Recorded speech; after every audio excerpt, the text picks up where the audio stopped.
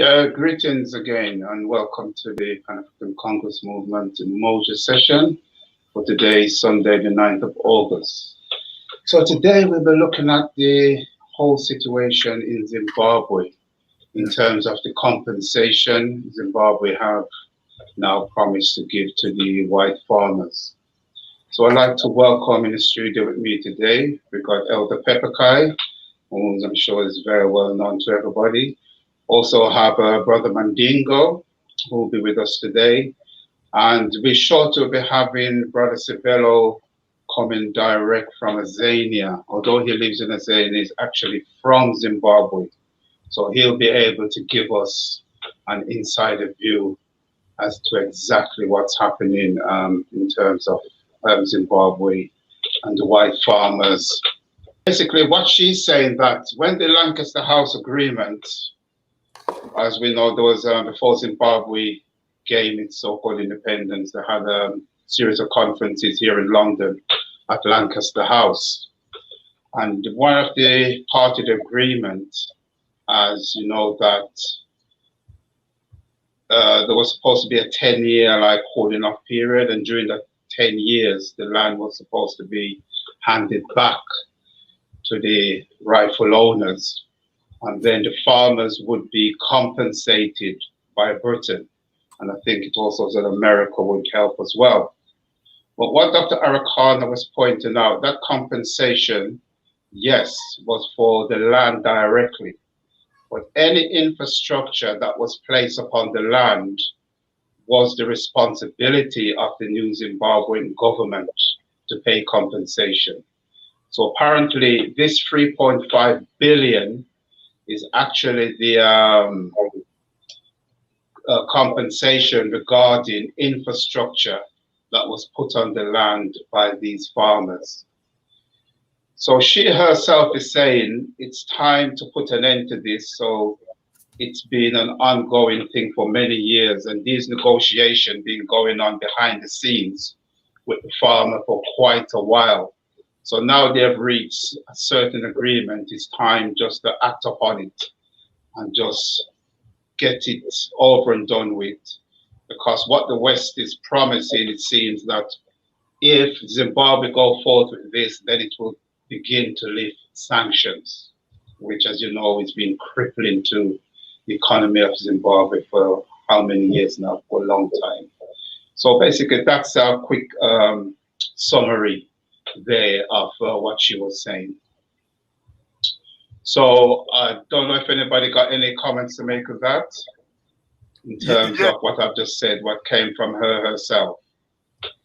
Go ahead, Pepperkai. You say what you have to say. I have a lot to say, but you go ahead. Well, that's a stupid deal, because when the whites came, they took by force the land, and the land was not barren.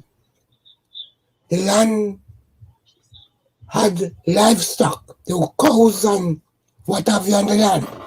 Not only that, over this period of time, when they confiscate the land produced great wealth.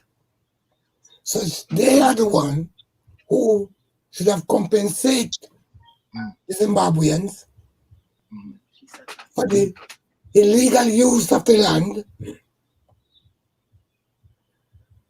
So how it is now, the Zimbabwean must compensate them for development on the land. That is stupidity. I've never ever entered into such a deal. Because if somebody come and steal my property, I have a right to, by whatever means necessary, to retrieve my stolen property. And I would also seek compensation for one, the theft, and also for the use of the land over those long periods of time. So the whites put us into a situation that we bow to an illegal demand, because that demand has no base in legality. Because When they came and took the land, they drive the indigenous people off their own land, confiscate the property, whether it was cows, whatever was on the land. And for all those umpteen years, no redress for the theft. So been bamboozled into a situation where we compensating the thief. And because we don't stand united, because the whole entire European world back the white farmers. Now, if there's an African Union, the African Union should come solidly behind Zimbabwe and said, we have to lift this sanction. If we don't lift this sanction, this is what we're going to do. But we don't have that solidarity. Each one behaving as if their own so-called independent state, and they all getting mixed. And we cave in because of these so-called sanctions.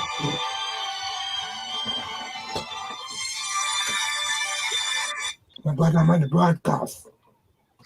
In fact, I'll stop here so Brother Mandingo can make his point. Yes.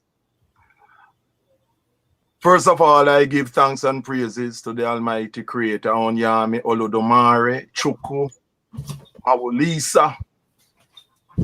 Today, Sunday, the 9th of August, 2020. My name is Mandingo. And Pepokaya and I are in the same age group, by the way, Brother Taharka. Okay? Not because I look so young. Get that? Okay? Now, let me say, I have not heard Afrikans' account, but taking your word for it, your summary of what she said, Brother Taharka,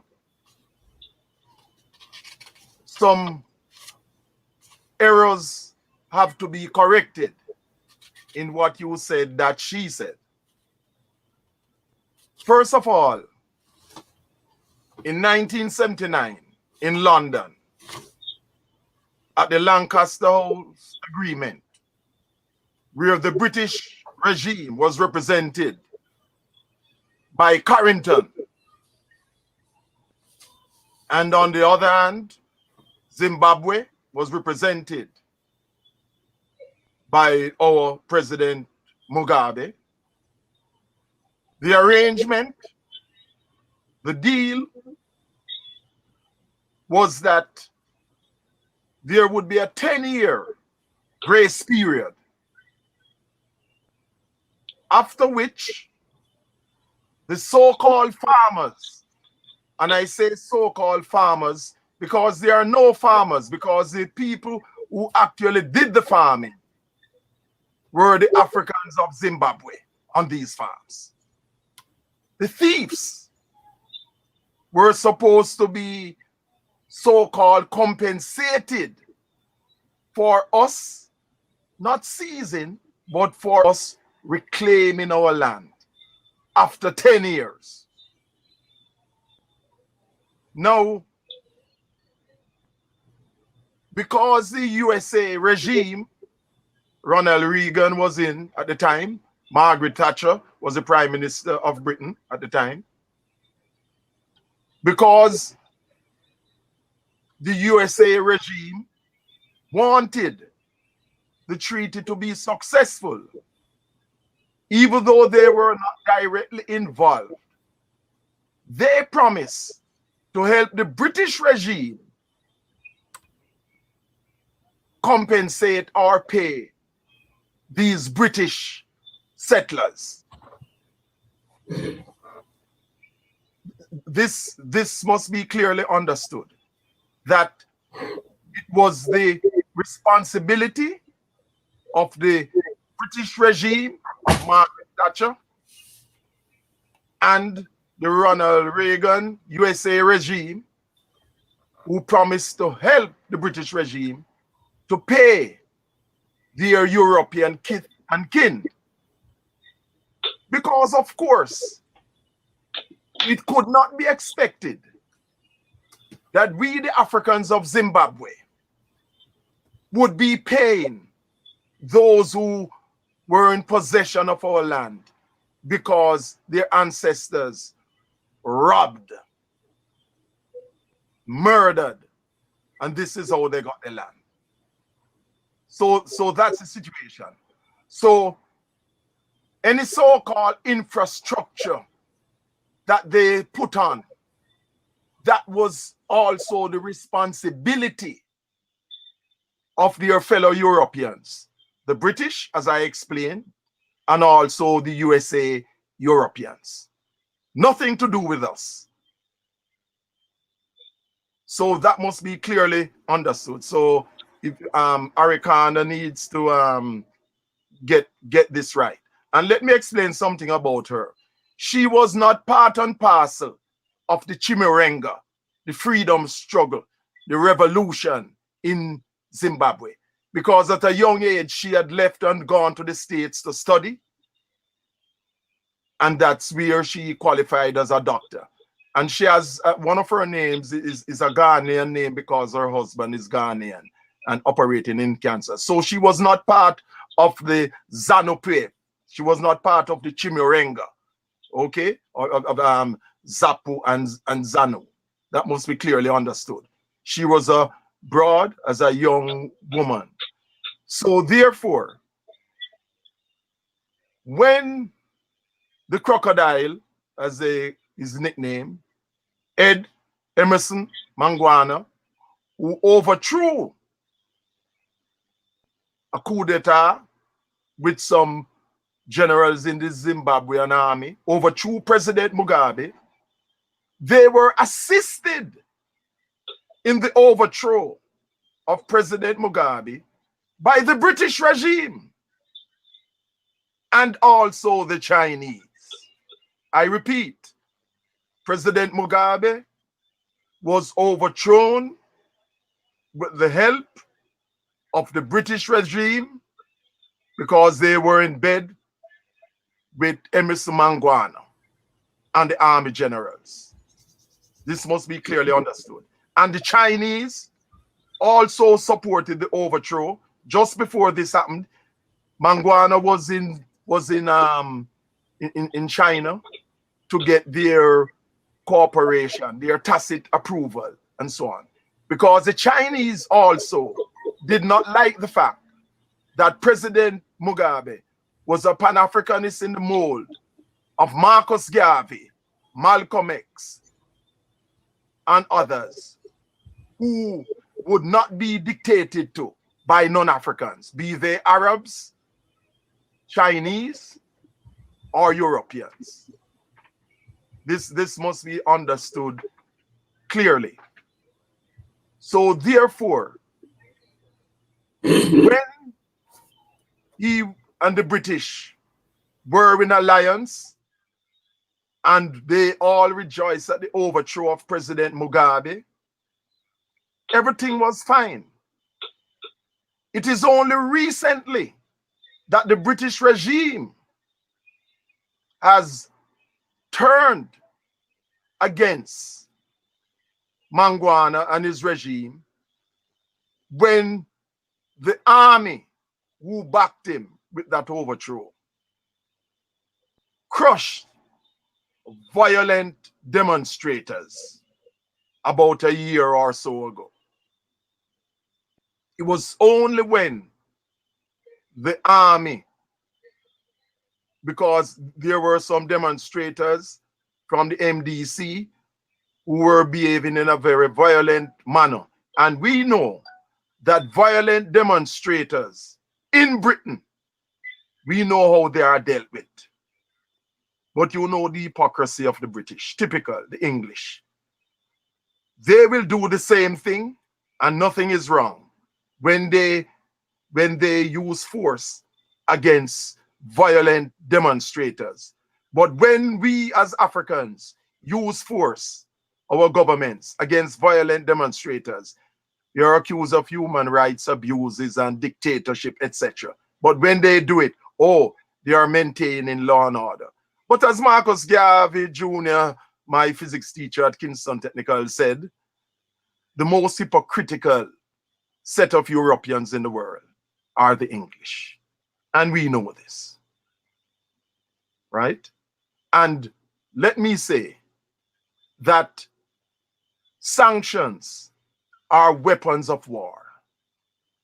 Because war is not just firing guns. Sanctions is a form of economic terrorism that kills people.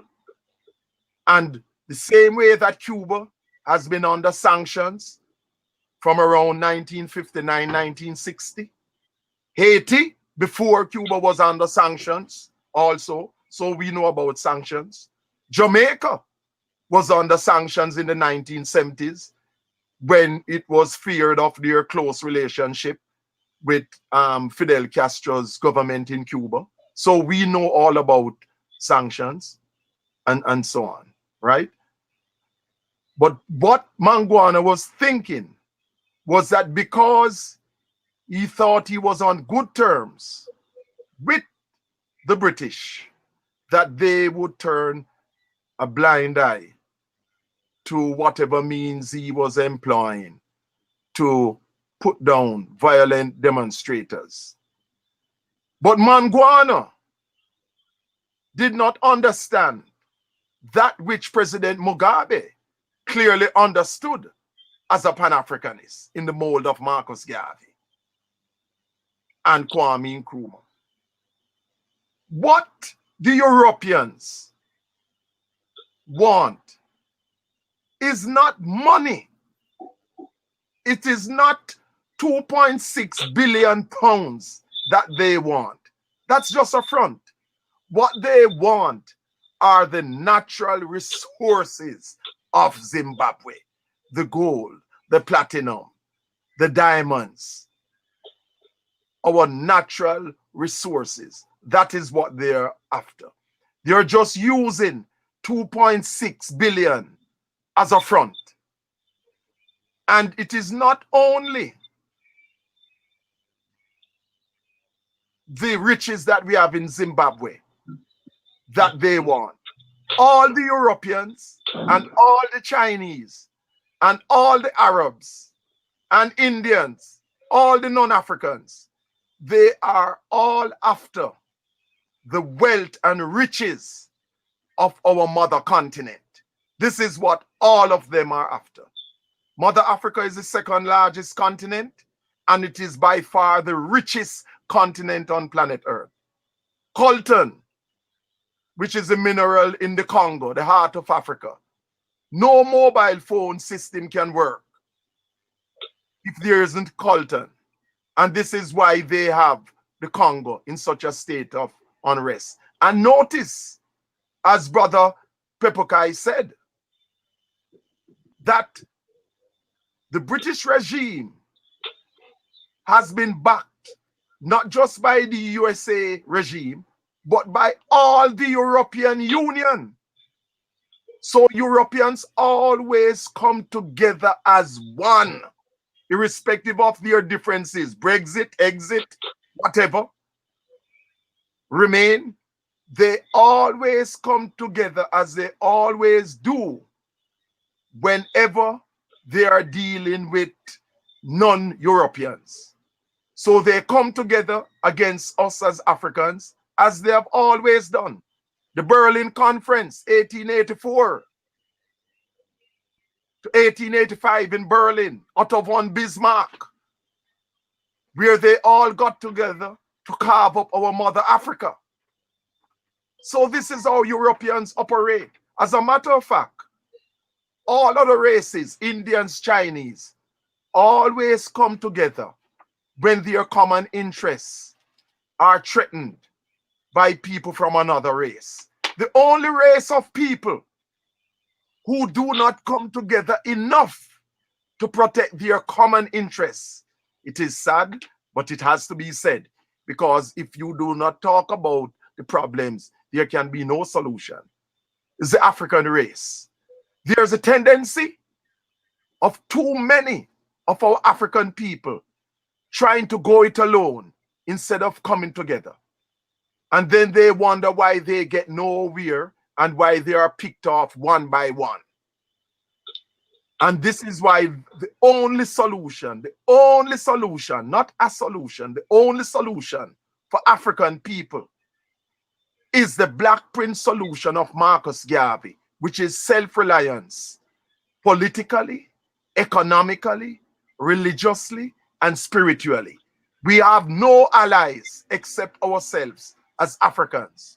We have no friends except ourselves as Africans. And this is where the Africans outside of Zimbabwe, in the rest of the continent, and the Africans in Britain, in the USA, in Jamaica, in Barbados, in Martinique, Canada. This is why Africans all over the world must rally and support the Africans of Zimbabwe, because what affects the Africans of Zimbabwe affects all Africans on planet Earth. And what is needed is to support our African brothers and sisters in Zimbabwe who have been suffering from racist economic sanctions. And let me say this, a lot of people talking about this guy Barack Obama. Tony Blair and Claire Short, who is from Birmingham, she was in charge of overseas so-called development. When the Labour Party, New Labour, because it's not Labour, New Labour, which means tours in disguise, when they came to power in that election about 1997, thereabouts, what Tony Blair and Claire Short said was that they would not honor the treaty, the Lancaster Treaty, that was finalized between President Mugabe, ZANU-PF, and Joshua Nkomo and others, right? On the one hand, and Carrington and Margaret Thatcher on the other hand, in terms of them compensating their own kith and kin. Tony Blair and Claire Short said, away with that. They will not pay any more money. Monies were being paid. And Claire Short said that she's part Irish and she's not asking for any compensation from the British for her Irish ancestors. So why should we, as Africans in Zimbabwe, want compensations? The racist cheek of Tony Blair and Claire Short. They are the ones who stopped paying and dishonored the treaty. Margaret Thatcher, who was a racist, but the truth must be spoken, had been honoring the agreement. But Tony Blair and Claire Short and the rest of their racist cronies were the ones who dishonored. So we are not supposed to pay any money at all to these criminals and these thieves. And as I said, what they are really after is not money. Money is just printed paper. It's a medium of exchange. What they are really after, like the Chinese and others, they are after our natural resources, because they do not want Zimbabwe and other African countries to become industrialized. They want to take our raw materials, make finished goods, and sell back these goods coming from our natural resources at exorbitant sums, so that at all times we will be in economic misery and they will be in benefiting all the time. There has always been a plan which has been put into practice by the Europeans that Africa must not become industrialized. Because if Africa were to become industrialized, like how the Chinese have industrialized, the Japanese have industrialized, the Indians have industrialized, it would mean there would be no market for the European goods to sell to our people at exorbitant rates.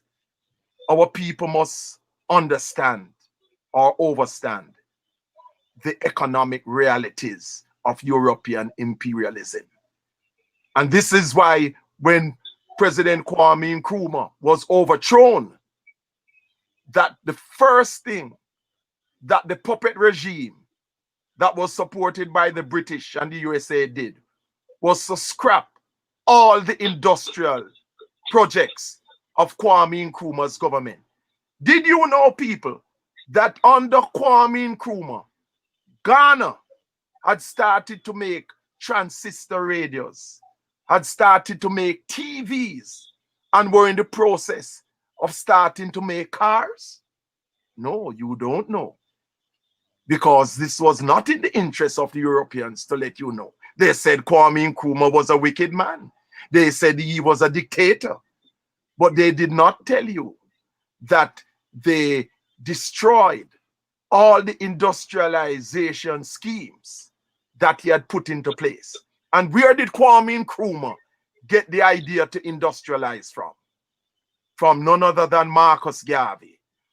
Because in his book, his autobiography, Kwame Nkrumah said that of all the books that he have ever read, that the book that inspired him the most and influenced him the most was the philosophy and opinions of Marcus Garvey.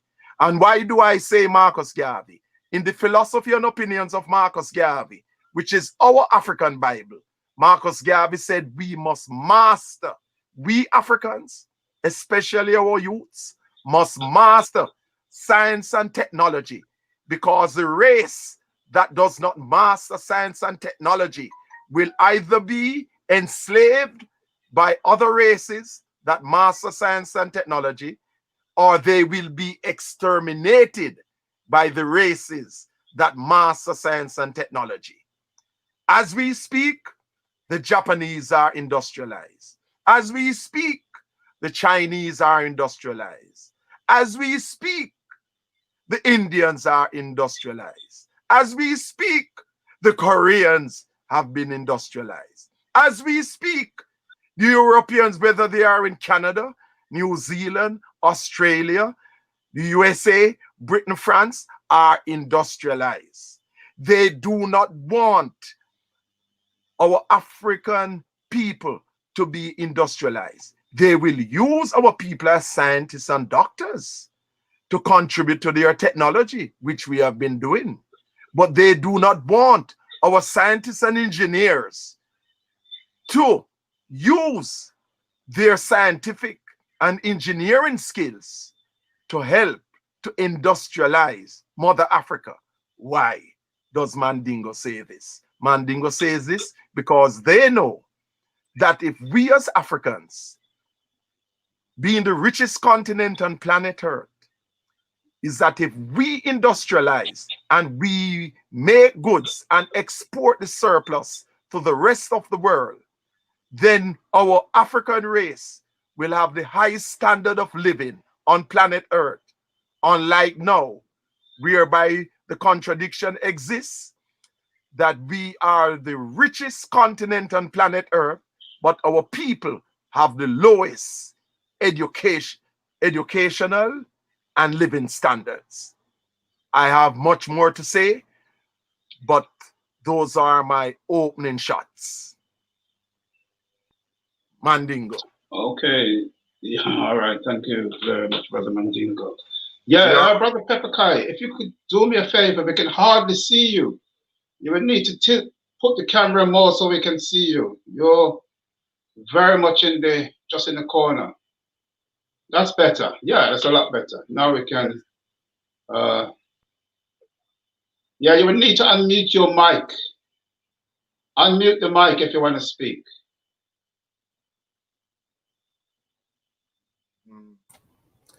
I just want to pick up on a few points that Brother Mandingo so eloquently put across for us. When Clearshot and Tony Blair, within the so-called New Labour government, decide not to honor the agreement made at Lancaster House, we had, I think, at least 3 African MPs. What did they do? Although there were only 3, they should have got up and stand up firm and said an agreement was made by the Conservative and we Labour must honor that agreement. Because, as Brother Mandingo gave the full outline, how can Britain, who violate the agreement that they were party to, now turn around and applying sanction and demands? This is totally outrageous. And no government in Africa, Zimbabwe specifically, should agree to such nonsense.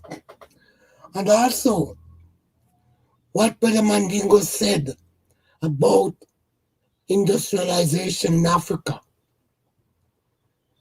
and he mentioned that if we come to our senses and begin to use our raw material, not only would we be exporting manufactured finished goods to Europe and everywhere else, but Europe would be in no position to manufacture anything because the raw material comes out of Africa.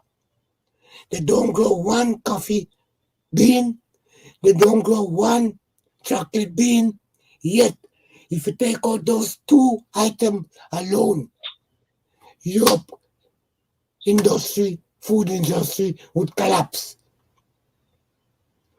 So the question we've got to ask ourselves as African people, why are we so blessed? Because as Brother Mandingo said, Africa have it all. We don't have to go outside of Africa for anything. Everybody want to rush in to grab what we have because we have and have it in abundance. Can you imagine, after so many years of rampant exploitation of African resources, we still have abundant of resources that is still coming for. What we need as African people is to recapture our minds, because we're acting very stupid in betraying our own interests. Because the point that Brother Mandingo is leading to is that it's not the money. Although it sounds like a big figure, it's insignificant. What the Europeans and the Chinese and everybody else fear, if Zimbabwe carry through and the land reclamation, those of us in South Africa and elsewhere would follow suit. And that would cramp the European hold on us. Because without Africa, they're nowhere. We hold the key. And because we don't understand and practice Gavi, which is race first, self-reliance, and as Brother Mandingo reminds us all, the key is not about being doctors and lawyers. Those have its place. But the key thing is science and technology. Because Brother Mandingo reminds us of Gavi's warning. If we do not master science and technology and use it for our own development, other people will use it to either kill us or keep us in perpetual slavery. Okay. Yeah. I just like to put a few things in context. I know we're so try and keep the topic as much as we can around the Zimbabwe issue because we tend to be drifting sometime. But just to say that, Brother Taka. no, hold on. Just let me finish Okay, my train of thought, and then we can come in. Okay. Yeah, just to say for the viewers and listening, it must be made clear because I know certain people have spoken to have misunderstood some of what is happening down there. It must be made clear under no circumstances is the land being given back. The land that has been taken is to remain with the African people. Mnangagwa has not agreed to give back the land, although in a few instances we have seen white farmers actually coming back and actually getting back the land. But for the most part, the land remains with the rightful owners, those who it was stolen from. That 3.5 billion as in terms of compensation, as Zimbabwe turned around and said, even though they agreed to it, they have no money to pay it. So now it's a situation that I've heard that the Zimbabwean government, together with the white farmers, will now be going around to certain institutions to try and raise that money in order to compensate the farmers and their descendants. That's very important. That is what it says. The present day farmers plus their descendants. So we've got to bear that in mind. So as we see the situation, the only way that can be done is for Zimbabwe to borrow that money and then for the ordinary everyday working Zimbabweans then to be saddled with a debt going on to how many years. But the last I heard, Zimbabwe is promising once it's raised the money to pay it back within 5 to 6 years. That's something that remains to be seen. But those are the things we've got to bear in mind. And the question and the thing that Brother brought up, because I'm waiting for Brother Sabello to come, because when he comes, he'll be able to give us information, what's happening right now on the ground. In terms of what's going on in Tanzania, I think that's the prime reason why they are pushing for this compensation. Because a problem tenfold greater is waiting to be acted out in Tanzania. So it's just to make sure that people are not under the impression that the land will be going back to the farmers. As far as I've heard, that will not be the case. So, Brother Mandingo. Yes. Let me say this. Yes. Mm-hmm. Let me understand. Further clarification.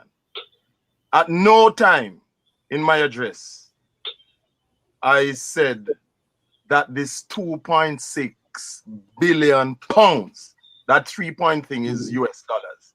I said 2.6 billion pounds. At no time did I say that it was for the land per se. No, Mandingo, I'm not saying that you said that. Hold on. I know. Let me clarify. You're mishearing me. I did not say that you say that. I never said. I'm just clarifying it for the people, the viewers that's listening. But I can clarify. I am clarifying myself, which is what I am doing. I am making it crystal clear that at no time, because no one can speak for me, no time that the 2.6 billion pounds is referring to the land per se. What I did was that I gave the historical background to this whole land situation, of which this so-called infrastructure business that they claim that they want compensation for. I had to give the historical background as to how this came about. And one of the things that they hated with President Mugabe was that The first thing that they were against President Mugabe for was not over this land issue, you know.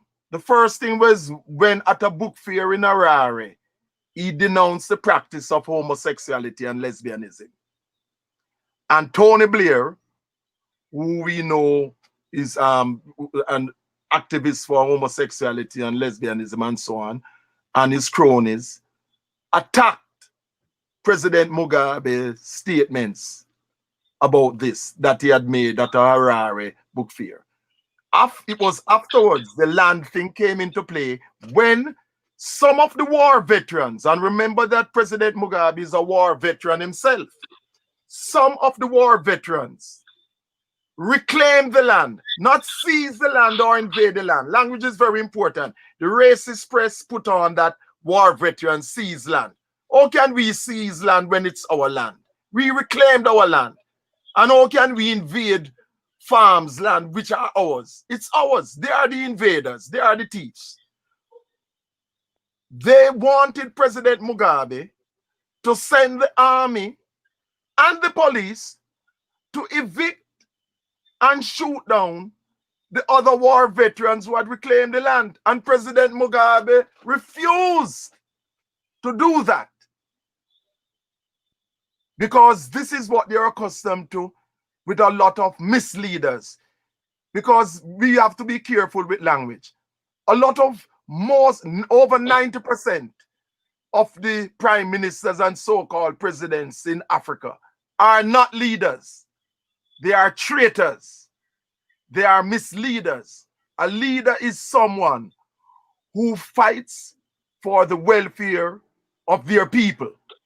So these are neo-colonialist stooges and puppets, and don't call them leaders. They are enemy agents. You have to use correct terms to identify who is who. Very, very few, over 90% of the prime ministers and presidents in Africa are agents of European imperialists. That's what they are. And anytime you find any African leader, they fight against them. Kwame Nkrumah, Marcus Garvey, Patrice Lumumba, you name it.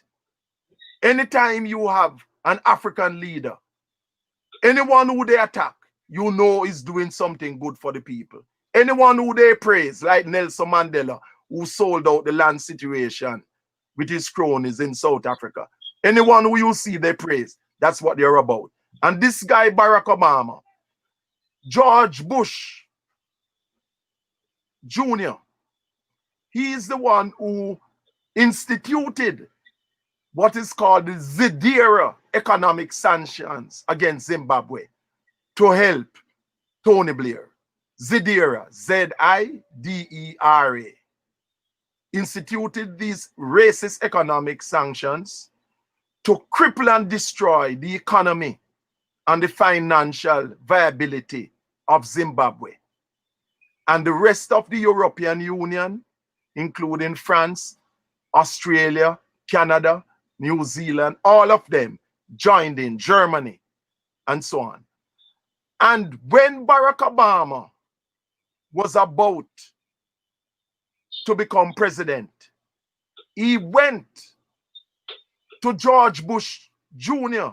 and told George Bush Jr., this is mixed race Barack Obama, who is always fighting for his mother's race, telling it just like it is. He told George Bush Jr. that if he becomes president, he will continue with the racist Zidera economic sanctions to destroy and overthrow the government of President Mugabe. And so he did. And Donald Trump has continued with these same sanctions. What is Mandingo saying? As Malcolm X, the Pan-Africanist, said, there's no difference between Democrats and Republicans where Africans are concerned. Barack Obama, a Democrat. Donald Trump and George Bush Jr., Republicans. But they all pursued the same racist policies against Zimbabwe and against other Africans. Thabo Mbeki, the president of South Africa, resisted efforts by Tony Blair, who wanted to use Thabo Mbeki to send in South African troops as a cover to overthrow the government of President Mugabe. And Thabo Mbeki said, I cannot do that, Tony Blair, because if I were to send in South African troops to overthrow President Mugabe on behalf of the British, then it would be other African countries next who the British and other Europeans don't want whoever is there to be in charge. And remember, you know, these economic sanctions, they do the same thing against Iran. They do it against Cuba. They do it against Venezuela. They do it against North Korea. So anyone who they cannot control, one of the weapons of war that they use are economic sanctions. And we know, for example, in Iraq, almost 1 million, if not more, children and people died as a result of these racist sanctions. Because what racist sanctions do is that they deprive people of getting imports, food and other things and other materials for their society to function in a proper way. So this is very, very important. And this is why it is very important, as Brother Pepukai said, none of these, it was Paul Boateng, it was Bernie Grant and Diane Abbott. There were 3 Africans in British Parliament, New Labour and so on.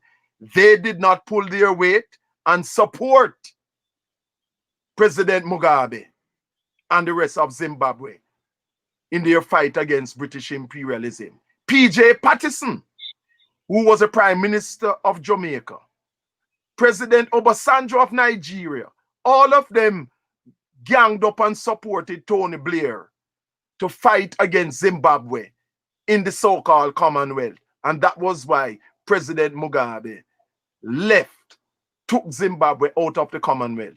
Because countries in the Caribbean, P.J. Patterson of the JLP, the PMP, and other prime ministers in the Caribbean and elsewhere, and in other countries in Africa, like Obasanjo, as I said, all of them joined in with Tony Blair as traitors against Zimbabwe. That's what they did. We have to tell it like it is. Yes, Brother Mundi. And you see this guy called John Lewis, who they said he just died the other day, and you see that racist cracker Bill Clinton with his 3 strikes and you're out that has made so many African fathers in prison for life and destroyed many African children without their fathers and so on. That racist with his wife Hillary and so on, making comments about Kwame Ture, formerly known as Stokely Carmichael from Trinidad and so on, saying, oh, John Lewis is different. Yes, and so on. So hold on. What I like to do... No, that same John Lewis, one side, yeah, that same John Lewis, I like to... no, that same John Lewis supported the racist sanctions against Zimbabwe. I want you to know that John Lewis must not be praised or honored. He, like Obama, supported the racist sanctions and worked towards the overthrow of President Mugabe. He's another traitor, the late John Lewis. Yes, go on. Okay.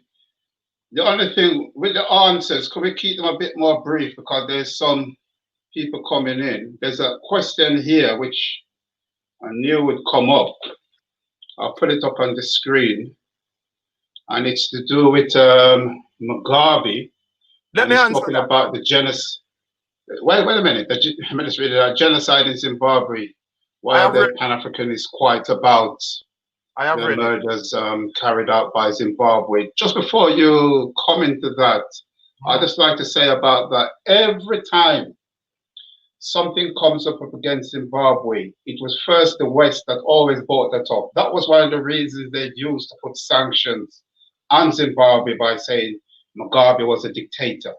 Because remember, Mugabe was a knight of the realm. When Mugabe first came in, he came here to Buckingham Palace, was given a knighthood. He was the darling of the West at the time because they thought he was going along with exactly what the Lancaster House Agreement had stated. As you stated, when the veterans became frustrated that nothing was happening and entered and retook those farms, suddenly that's when the whole situation started.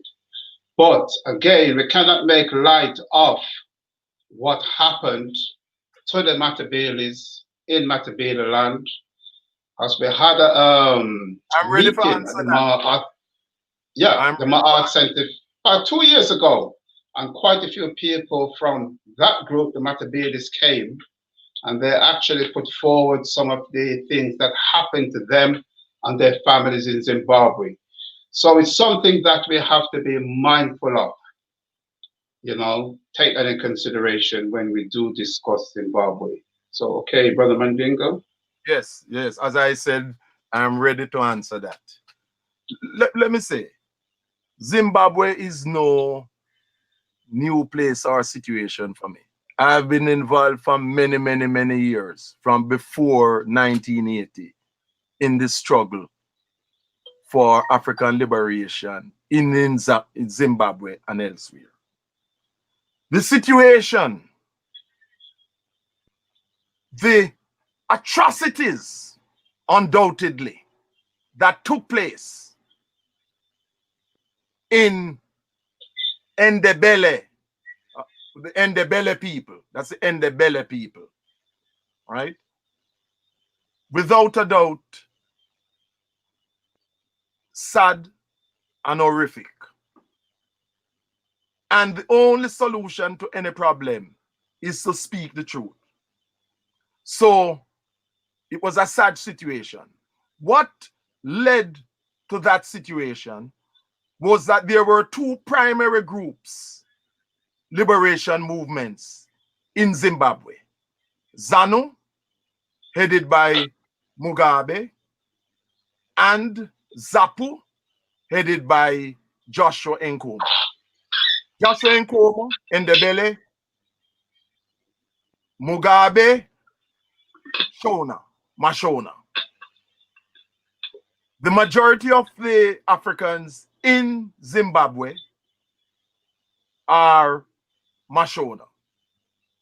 And there was a power struggle between both groups as to who would be Yeah, Mandingo, could I just say something? We're not seeing your face. I don't know if we're right up against it. Yeah, that's a lot better. Okay, They can see who's talking now. Okay, yeah. So what happened? There was a power struggle, undoubtedly, between ZAPU, headed by Joshua Nkomo, and ZANU-PF, headed by President Mugabe. Okay, and as a result of this, some, not all, some of the Ndebele forces got involved in a situation that turned out into a military standoff, and President Mugabe sent in troops trained by the North Koreans, by the way. And to be honest, a lot of not just men, but innocent women, boys and girls in the belly were murdered. We have to speak the truth. President Mugabe himself afterwards said that it was a sad situation, that this should not have happened. And you know who was directly in charge of that operation? The present president, Mangwana, the crocodile. Yes, Emerson, Ed. He was the one who was in charge of that operation. And we know that in a situation of war, whether internally or externally, that people die. Innocent people die. But what happened to the Ndebele was wrong. Absolutely. It was wrong. And Mugabe himself had to admit. And there should be compensation. They can't bring back the lives of those Ndebele men and women, boys and girls who were slaughtered innocently. But there should be some compensation, some form of redress, without a doubt. Definitely. We cannot pretend as if things must go on as if they never happened. The Ndebele people deserve justice where that is concerned. But we must not allow these undoubted differences and atrocities to allow our non-African enemies to use these situations to conquer, colonize, and enslave all of us, whether we are Ndebele, Shona, Ashanti, whoever we are. We must not allow them to play the divide and rule strategy where our people are concerned. But I repeat again that the Ndebele people must be compensated and dealt with where that is concerned. And this so-called 2.6 billion should in fact go towards Ndebele people who have suffered. Not our people as Africans going to foreign institutions, the IMF and the World Bank, owned by the very same Europeans, to pay their own kit and kin. To hell with them. They owe us. The British and these settlers, and the French and the rest, the British should be paying the Africans of Zimbabwe compensation. They owe us. We owe them absolutely nothing. Okay. Now, just before Brother Pepperkai comment, if you want to say something, I must put some context to this. Leading up to the 1980 Lancaster House, I've read where it said, because remember, Mugabe at the time was not the leader of ZANU-PF. 2 years. It was actually a brother called Tangagara. And when they saw the attitude Tangagara took in terms of leading the struggle, they more or less refused to negotiate with him. They did not want to sit down and negotiate with Tangagara because he was a no-nonsense person and he wouldn't have compromised the way others did in terms of the Lancaster House Agreement. So we can see that it wasn't long after that that Tangagara was assassinated.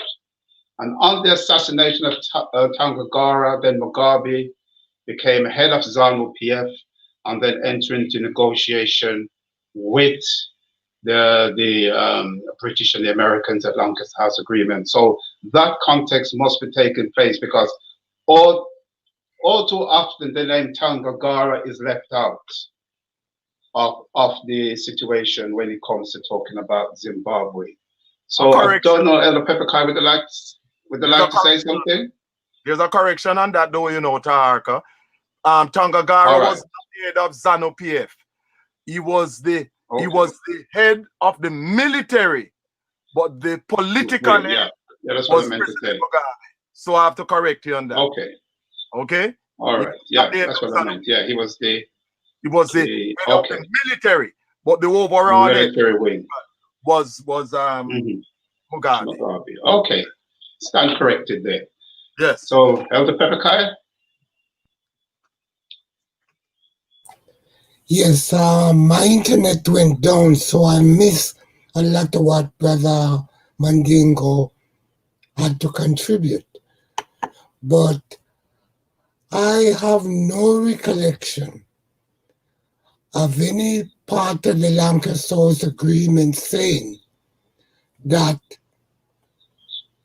Zimbabwe should compensate the white farmers for infrastructure. the first I've heard of it. So I'm wondering if, as a ploy they're using, because the sanctions biting hard, and Zimbabwe is trying to do whatever they can to get out of this illegal sanction. And I'm wondering if they come up with this ploy to say that was part of the agreement and they're now honoring it. You're absolutely right, Pepper Guy. No. Well, hold on, Randy, before you come in there, I must say that I listened carefully to what Afrikans had to say, and according to her, that was part of the agreement at Lancaster House. She was crystal clear on that the land was to be the money was to come from the British and the Americans, but the infrastructure was supposed to be paid by the government of Zimbabwe. That she's clear about from what you said. Let me say this.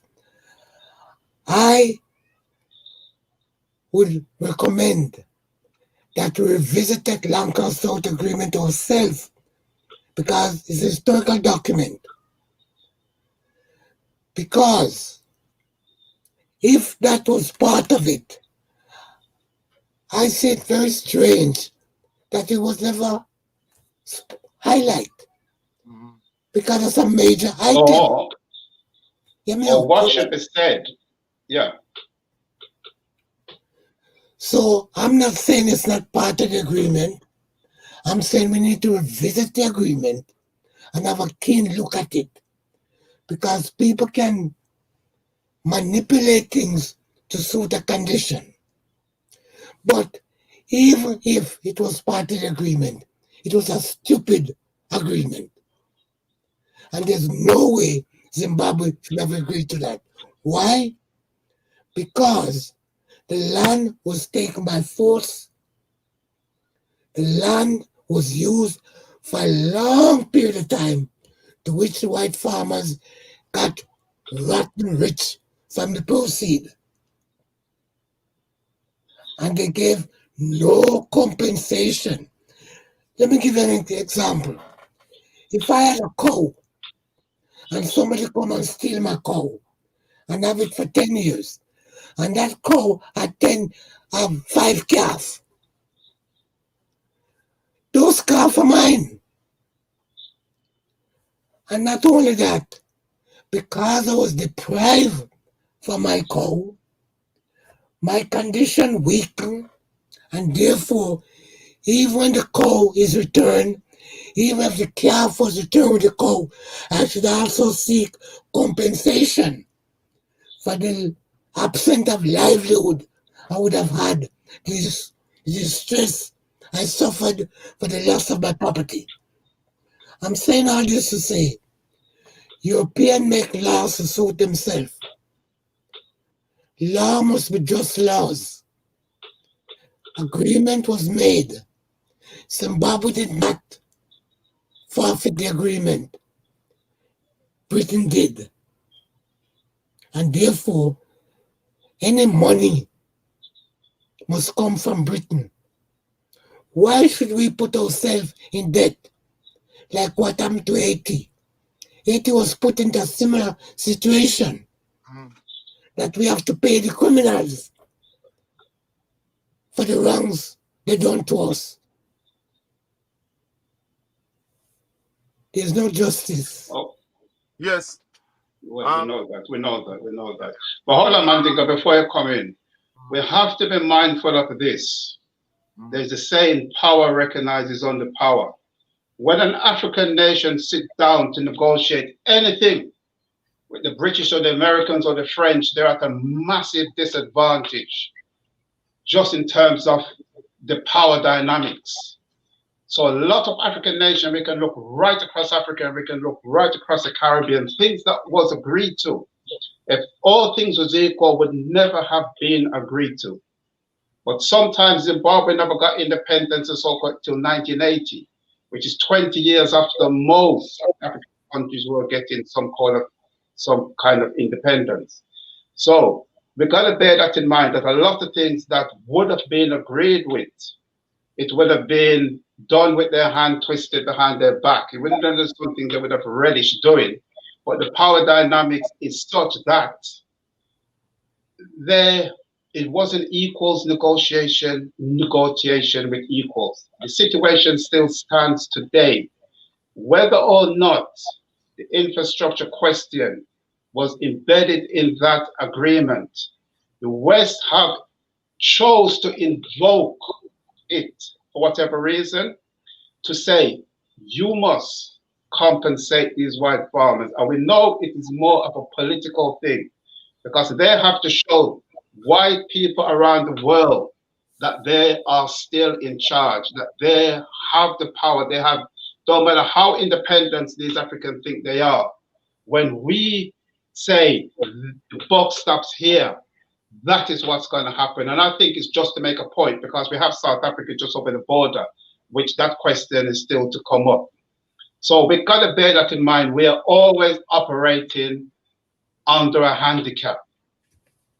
We're always operating on a handicap. And not just Afrikaner, I've heard several more commentators from Zimbabwe came out now and are saying we should accept the terms, we should put it to bed once and for all, pay the money so that sanctions can begin to be lifted, that they can carry on with their lives. Because remember, we can sit from afar and look in, but the people who are feeling the heat, sometimes they'll take decisions that not necessarily would please us, but they're the one in the fire.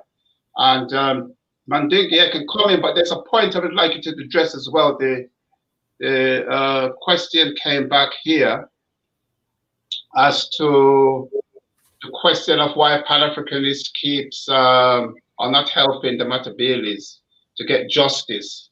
In fact, we're just singing Mugabe's praises. So when you answer, you can tie it into your answer as well. Yes, I'm ready. The thing about it is that I explained already to Caroline that Mugabe has done what he has done positively, and I have also scored Mugabe in terms, and I have also scored Mugabe in terms, and I have also scored Mugabe in terms of what happened to some of the Ndebeles. I said that. It is not everything that President Mugabe did that I support, right? So I said that. But that is not to say that I am not going to praise him for things that he did correctly. Okay? So where he is to be censured, I have done that. For example, even that Knightwood thing, he was wrong to accept that. Even though he thought that by doing that, it would be making things okay in terms of relationships with the British. But he should not have accepted a knighthood from the British. For example, President Mugabe was a Roman Catholic, quote unquote. My religion is African traditional, so I don't support his Roman Catholic stance either, because my religion and spirituality is that of Neander, and so on. Now, as I said earlier on, Afrikaner was not a part of the revolutionary struggle, the Chimurenga. She was not. And I have worked with people who were part and parcel and much older than Afrikaner.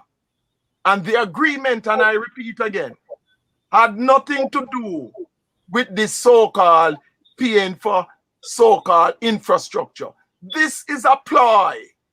This is a ploy that they are employing, just like what was done to Haiti in the 19th century when the French monarch, so-called emperor, sent a fleet of warships and threatened to invade Haiti if the Haitians did not pay them so-called compensation. And that is what made Haiti economically poor in terms of its people's standard of living. So this is nothing new. The Haitian example is an example. In in 2004 on the 200th anniversary of Haiti's independence, the 1st of January.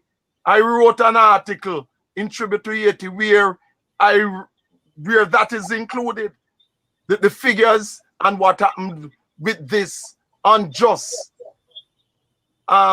compensation that was demanded from Haiti by force of arms. And talking about Haiti, Aristide's, President Aristide, Bertrand Aristide, the reason why he was overthrown by the USA and the French and the British and the other Europeans was because he demanded reparations from France for the same money that was illegally gotten from the Africans of Haiti. And it was because President Bertrand Aristide demanded reparations to get back that money, which was stolen from our people, wasn't paid off until the 20th century, as a matter of fact. That he was overthrown by the French and the British and the USA and the Canadians. And not only that, they overthrew him, forced him out of his own country. He's now in Haiti, and guess what? He is banned from being politically active in his own country, Haiti. And this party, Lavalas, meaning the flood, the cleansing, is banned, even though it's the most popular party in Haiti, because they know that if there are elections, that Aristide's party, Lavalas, would win. And as we speak, Haiti is still under USA occupation. But you know who they use as a front? The so-called UN, United Nations. And it is the same United Nations with their occupying troopers from Nepal in the Himalayas who defecated in the Haitian River their excrement and made thousands of our Haitian people die from cholera. Where is the compensation for them? You see, we have to link our things together. So the problem of Zimbabwe is not just a problem of Zimbabwe. It is also the problem of Tanzania. It is the problem of Jamaica. It is the problem of Haiti. It is the problem of Africans wherever we are, which is why Marcus Garvey said we have to organize nationally and internationally, because our racial situation is not restricted to any one country.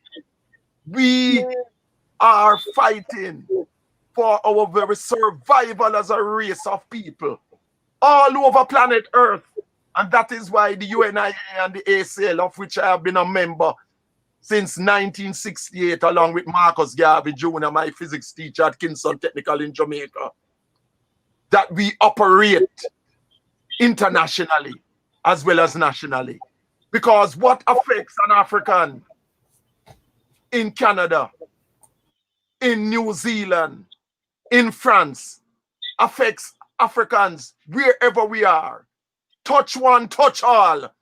This is the only way that we as African people can come through. And this is why we have to rally to support the kicking out of the US using UN troops in Haiti, and also rally to the support of the Africans of Zimbabwe, who are under still with the aid of traitors in Zimbabwe. There are some traitors in Zimbabwe, let us not fool ourselves, who are working with our racist enemies to undermine our people. Let us get that straight. We have enemy agents amongst Africans in Zimbabwe. We have enemy agents amongst Africans in Jamaica, enemy agents amongst Africans in Britain, who work with our racist enemies against us. We are fighting a war on two fronts simultaneously. It's not this time, that time. Simultaneously. We have the external enemies, the non-Africans, and the internal enemies, who are the traitors within the race. And this distinction must always be made. So they are the Pan-Africanists in the mold of Marcus Garvey, Malcolm X, and others. Sojourner Truth, Queen Mother Nana from Eastern Jamaica. No, Nanny. Nanny is an English governess. Queen Mother Nana. We are on that side. And our enemies internally are the traitorous Africans who are in Zimbabwe, who are in Tanzania, who are in Britain, who in the USA, etc. As I said, John Lewis worked with Obama and others in the US to try to overthrow President Mugabe. Definitely. So we are not in this as any joke situation. We are in a revolutionary situation. And I am not a Christian. I don't turn any other cheek. We are at war. We have been at war for thousands of years. And turning the other cheek is a recipe for racial suicide. And it's either you decide to fight for your rights, or you decide to be enslaved or to be exterminated. There's no in between. It's either in the words of the Haitian revolution, the flag, it's liberty or death. And we as Africans must have the confidence to know that we must fight and that we will win. And that is why Marcus Garvey had a military component to the UNIA and the ACL, which is the African Legion, because Marcus Garvey said that man and woman is not moved by prayers and petitions. Man and woman is moved by the force that forces them to move, whether they like it or not. So talking about Mandingo.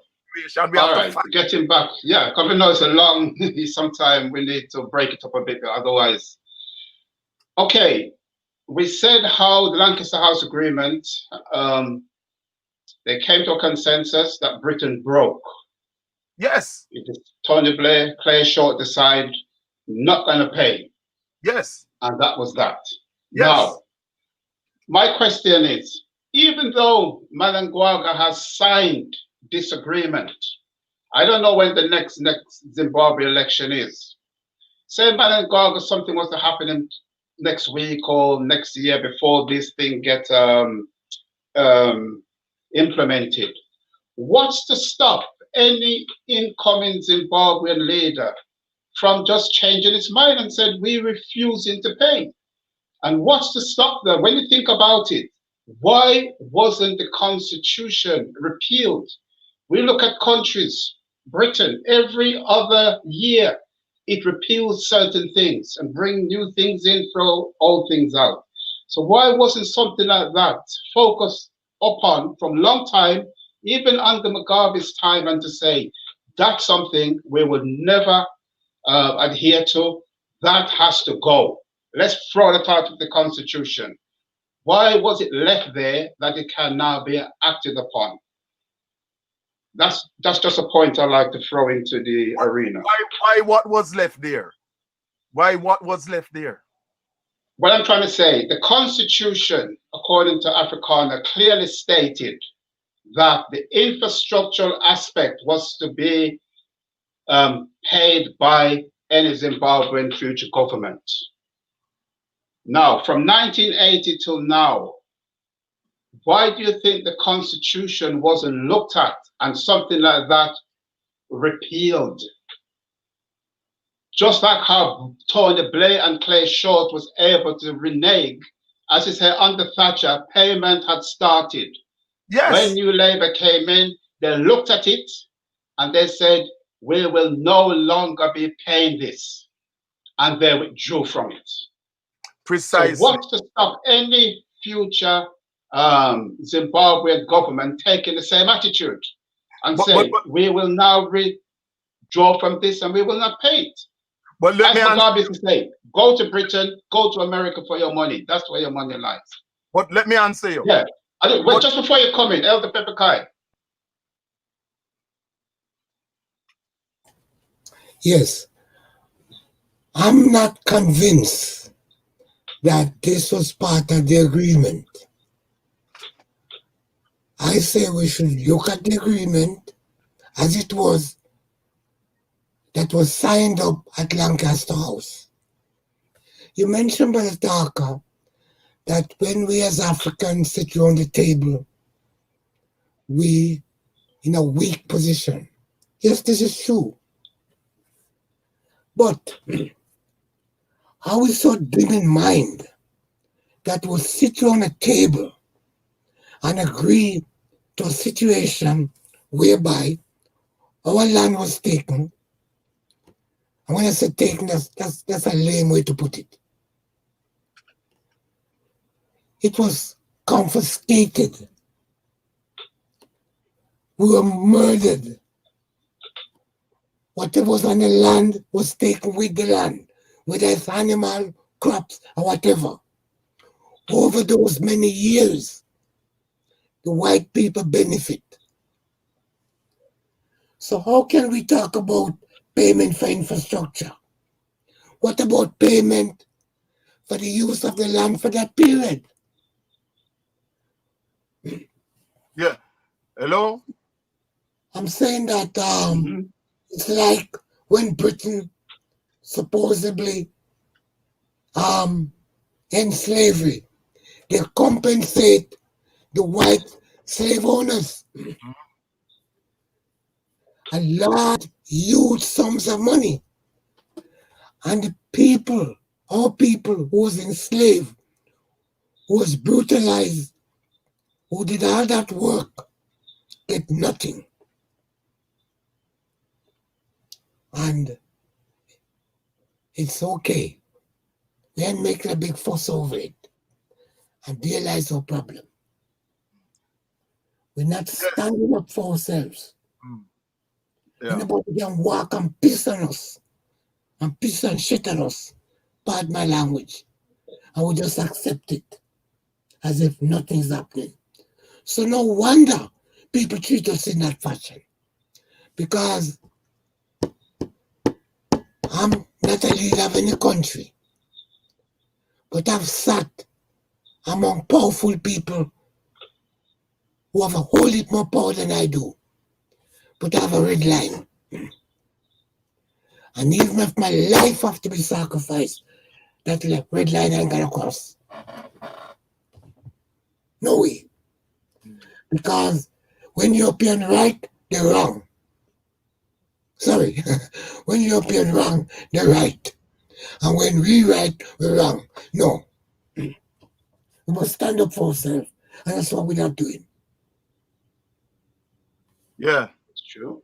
Yeah, Brother Mandingo, I'll come to you. Yeah, let me say this again. You know, I notice you keep quoting Afrikaner.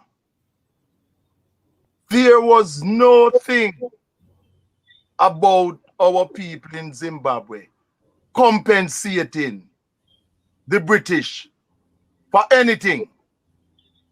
There was nothing in that agreement. I'm saying it for the third time.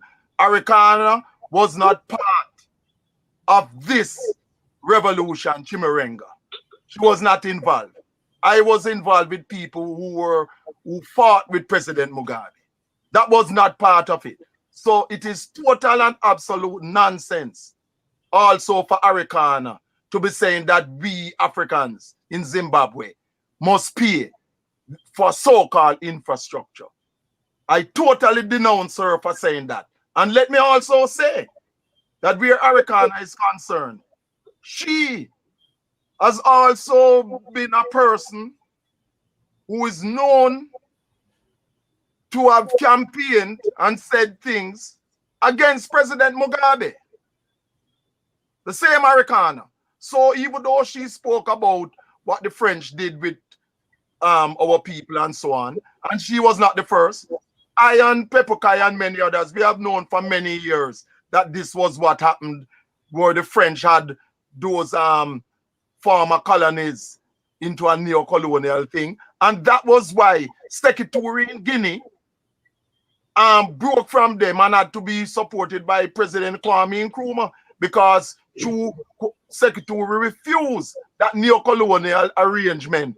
The French took out everything, including light bulbs, from the schools and destroyed waterworks and that type of thing. And Kwame Nkrumah came to the rescue financially and materially.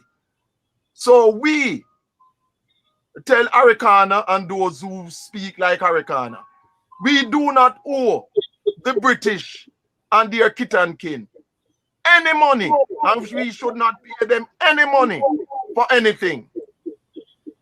Right? On the contrary, they owe us. Their so-called farmers, who are no farmers, the kit and kin, they should pay our people compensation. We owe them absolutely nothing. So, Afrikaner, you get that straight. We do not owe any compensation for any so-called infrastructure. These British owe us. It's as simple as that. And you notice they put us under sanctions. They broke the agreement, as I explained when I first started. I gave the history of that. They are the one who dishonored it. So how the hell? They are the ones who dishonored it, and we must be paying them compensation. They owe us. So away All with right, you, Mandingo. Afrikaner, on that score. Okay, Yes. so you've got here. There's a point that came up to say exactly. Exactly. It has been proven that she was incorrect. So that's been confirmed. So good, you stand studio ground well. Oh, you mean I don't need confirmation? I live this. You're a youth to Well, me. Mandingo, well, we're not. Yes, but I'm just saying for the sake of. Remember, we're into a show, so it's not just a personal. It's not just a personal thing. So let's just keep it flowing rather than. It is flowing. I am saying that when I speak, all right, I speak with knowledge and facts and truth. Okay, so Elder Pepperkai, you want to come through on that? Brother Talker. Brother Talker. No, I'm just saying. Yeah. No, the point that we were just made that about what Mandingo was saying, that which is just been shown that what Afrikaner says about the infrastructural thing in the apparently it's been examined and it's been shown that it's been incorrect. That wasn't the case. Well, I said that I was suspicious of that argument from the jump. Well, that's it. Now, the only thing to say, when such a high-profile person come and give a news conference and say something like that, most people, because most people are not in the know, will pick that up and run with it. You see, they have a lot of influence, and I know she, as an individual, has a lot of influence. So whatever she says, a lot of people would go by her every word. Now that it's been proven that on close examination, that isn't the case. So that brings me to the point now. Now that isn't the case, what's to stop the masses of Zimbabwe taking to the streets, for instance, and saying, although you put pen to paper, we, the people of Zimbabwe, are demanding you to withdraw from that agreement and no money be put aside. If anybody should be receiving compensation in that way, it's the people whose land was dispossessed. Because many of them are still living in marginal areas. Not everybody got back land that they had lost. So if any compensation is to be generated, it's compensation that should be generated to go to them. What's this, do you think there should be a groundswell in terms of the people of Zimbabwe doing whatever it takes to bring this up and confront the present government down there? Brother Talker, we have to understand how Europeans operate. They operate white supremacy by any means necessary. And they will come up with all kinds of measures to ensure that. And the sanctions are biting.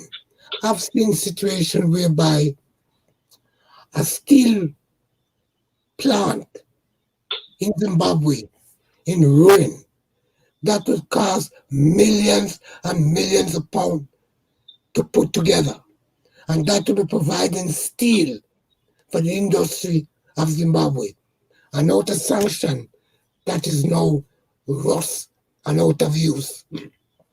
So the sanction has bite hard, because the whole idea to make it hard to bite the people of Zimbabwe, that they would get fed up with the government and vote them out. And I wish you one go in and overturn the land reclamation. So right now, Okay. if you go to Zimbabwe, people say, yes, we know, but we can't take the sanction. Just pay them and let's get out of it. The easy route. No. What the Zimbabwe government should do, take a firm stand, pull the people with them, educate the people and say, look, we had an agreement, Britain break the agreement, they should take it to the AU and put a serious proposal on the AU table and say they must back us on this one. Yes, that's a very good point. I mean, just for one thing we're going, that's the point I was going to come to. Sanction has been put on Zimbabwe. Who's put sanction on Zimbabwe? Right? There's 54 other African states. Why do, say, Tanzania, Zambia, Mozambique, why do any of them have to go along with that sanction? Why couldn't they just stand up boldly and says, we do not recognize this sanction? A sanction in Zimbabwe is like a sanction on us, and we will carry on trading with Zimbabwe regardless of whatever sanctions you want to put on. The question I'm asking, is Britain and America and the European Union so powerful that when they say we are putting on sanctions, there's nothing the rest of the world can do about it? If they break it, they themselves will be sanctioned. Is that the case, that they hold that much power? No, they don't have that power. It's our timidness.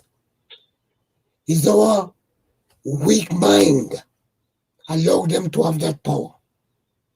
Because as you said, Brother Taka, if round the AU table, the motion is put, and all of them have some backbone and said, this is illegal, this is wicked, this is cruel, we're not going along with it, what would Britain do?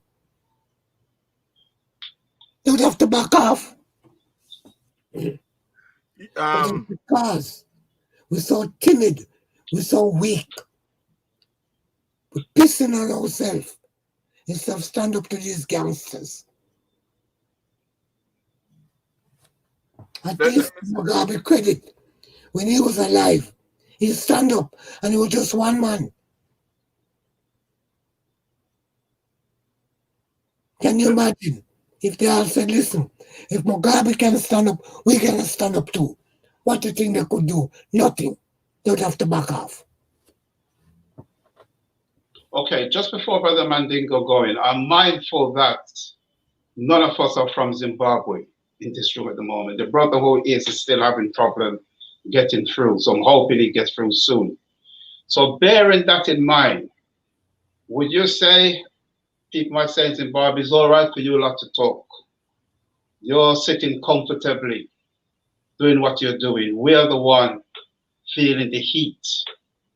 So if nobody else came to the rescue of Zimbabwe, Zimbabwe is being left to steer its own juice. Sanctions has been put on Zimbabwe openly, maybe covertly, help is going in, but no country have openly come out and say, we are back in Zimbabwe and we will continue to trade with him.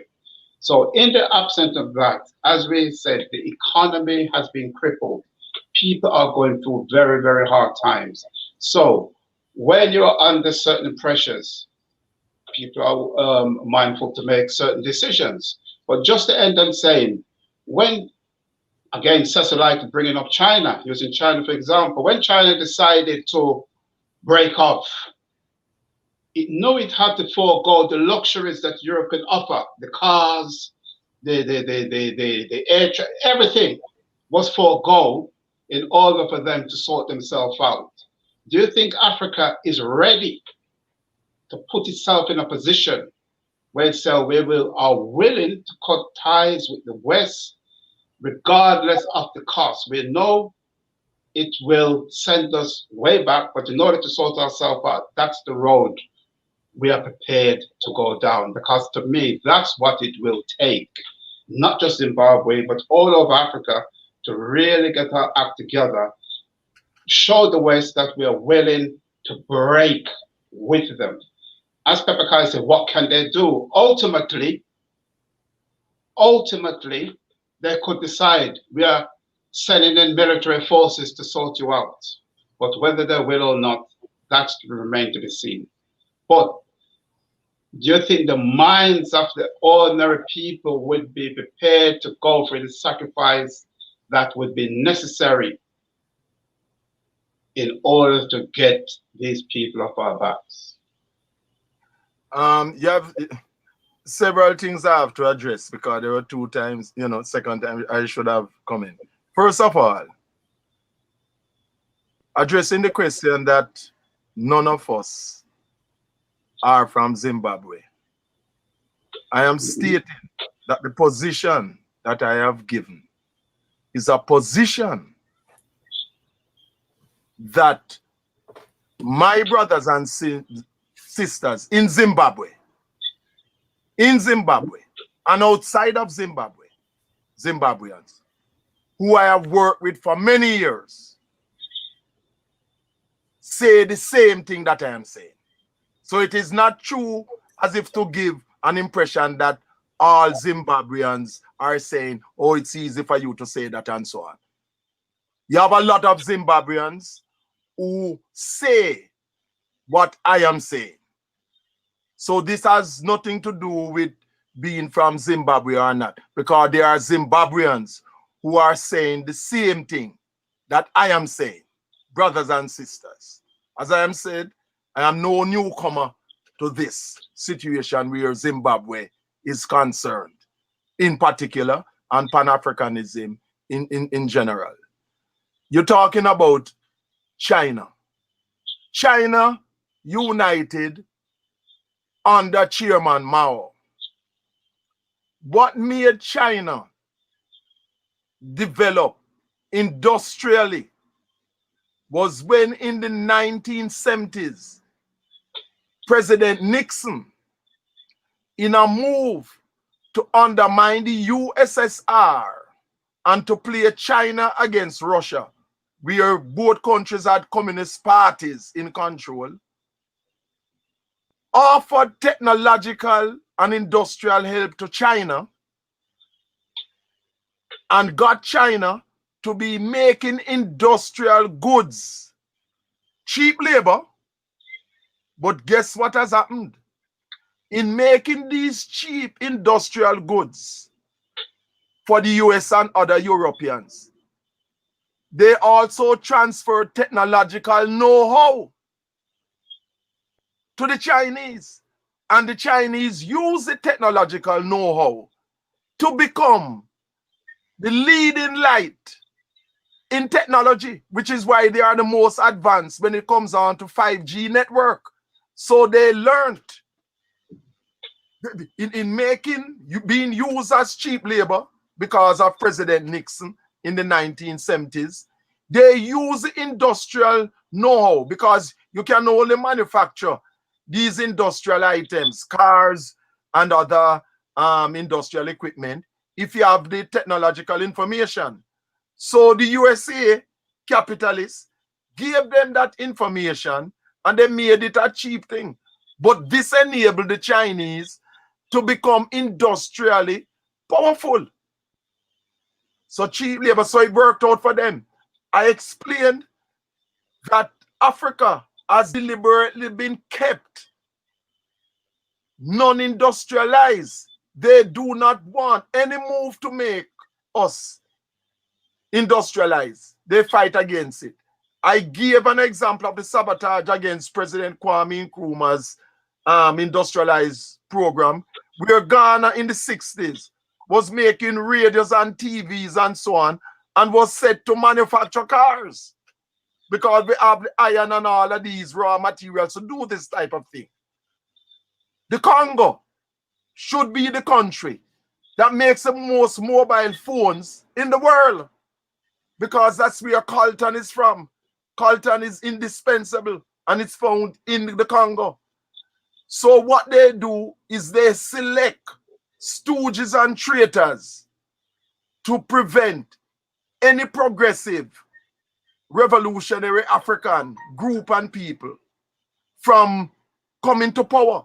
This was why Sankara, for example, was murdered. This was why Amilcar Cabral was murdered. So we know what they are doing. And the solution, as Marcus Garvey said, is not to be afraid of Europeans. If you are in fear, you will remain a slave. You have to know that these people, our enemies, can be defeated. If you believe your enemies are invincible, then you are a loser. This is why Marcus Garvey said you must have confidence in yourself. Because with confidence, you will have won even before you have started. But if you do not have confidence in yourself, you are twice defeated in the race of life. Too many of our African people are cowards. And cowards are always traitors. And traitors will always sell you out. Never work or be friends with people who are cowards and fearful. Because enemies always use cowards. And they can be defeated. But if you have a mentality that, oh, the Europeans are invincible and they cannot be defeated, then you will remain in the situation that you are in. And this is why Marcus Garvey said, emancipate yourself, your damn self, from mental slavery. None but ourselves can free our mind. Marcus Garvey was a soldier, a fighter, not a coward promoting defeatism. You know, even the Romans, for example, we have the term decimal for 10 and decimation. The Romans had a thing that when they went to war, any Roman army where any of the soldiers, they were defeated because they ran away, every 10th member was killed as an example to others. And we have our great military genius, Shaka, King Shaka of the Amazulu. You know what was his instructions to his impis, regiment soldiers? That when the Zulus were on the battlefield, that any Zulu soldier who tried to turn back should be stabbed and killed immediately. It was forward or death. No retreat, no surrender. You cannot be a liberated people, a progressive people, by spouting words of cowardness and fear. To inspire our people to be liberated, to be a strong people, we have to draw on our sheroes and heroes from our history who fought against any odds and triumphed.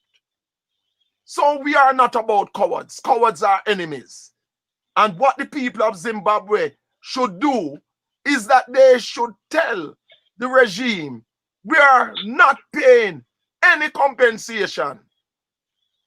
The people should come out publicly and say, you can pay what you want to pay. We, the people of Zimbabwe, are not paying any so-called compensation because we are owed compensation. And what is our duty as Africans outside of Zimbabwe is to support our people by any means necessary. In the war with the Italians, Africans outside of Ethiopia, in the Western Hemisphere and elsewhere, came to the support of Ethiopia. That's the only way. This is why Marcus Garvey, again, we always have to deal with Marcus Garvey. We must always work together and support each other. And this is why constant communication between our people is absolutely necessary in our fight for emancipation, in our fight for reparations. We do not want any so-called allies. We are our only allies and our only friends. And that is why the other day they were having some march and bringing in non-Africans in our African emancipation and reparations thing. We don't bring in non-Africans in our thing. African emancipation and African reparations is an African matter to be dealt with only and exclusively by us as Africans. And anyone who advocates for non-Africans to come in our organizations are working for our enemies to infiltrate and destroy our organizations. And I say that, I the Mandingo, without fear or favor. What I am saying here and what I've been doing since my school days in the 1960s at Jamaica, when I, Marcus Garvey Jr., the son of Marcus Garvey, Elder Cyril Stewart, Brother Thomas, Brother Newman and others, when we were working as Pan-Africanists in Jamaica, the African Nationalist Union Party, continuing the work of Pan-Africanism as laid out and exemplified by the greatest Pan-Africanist leader in the world, Marcus Messiah Garvey. I have no time for cowards who will sell us out. I have no time for cowards and cretins who want us to be fearful as if Europeans are invincible. We, as Marcus Garvey said, arise ye mighty race, we can accomplish what we will. We must be of courage and we must stand steadfast and work constantly to progress and to defeat our enemies. Zimbabwe belongs to us. Azania belongs to us. Africa belongs to us. The people of Zimbabwe must come out, the righteous people I'm talking, and refuse to pay this so-called compensation. This is what must happen. And in doing that, we must know that we have enemies in Zimbabwe and elsewhere amongst our African race who work for the traitors. And we know how we have to deal with traitors. I don't have to say anymore to elaborate, because there's only one language that traitors understand. Okay. So Elder Pepperkai, you got any? I suppose you forgot the point that I originally made. Okay. In just extending from Brother Mandingo, we as African conscious people in Britain should decide seriously how we can support our people in Zimbabwe. The British government are here. We're here. They're the one who renege on the agreement. We have our MPs. We need to start there and find out what is their position on the British government and start from there. There's a lot we can do to support our brothers and sisters in Zimbabwe. But as Mandingo said, we should not pay one penny, and we should fight to lift that sanction. And we need to be knocking at the AU door and say, if you're an African union, this is an African problem, you have to step up and sort it out. It should not be left on Zimbabwe alone. That's right.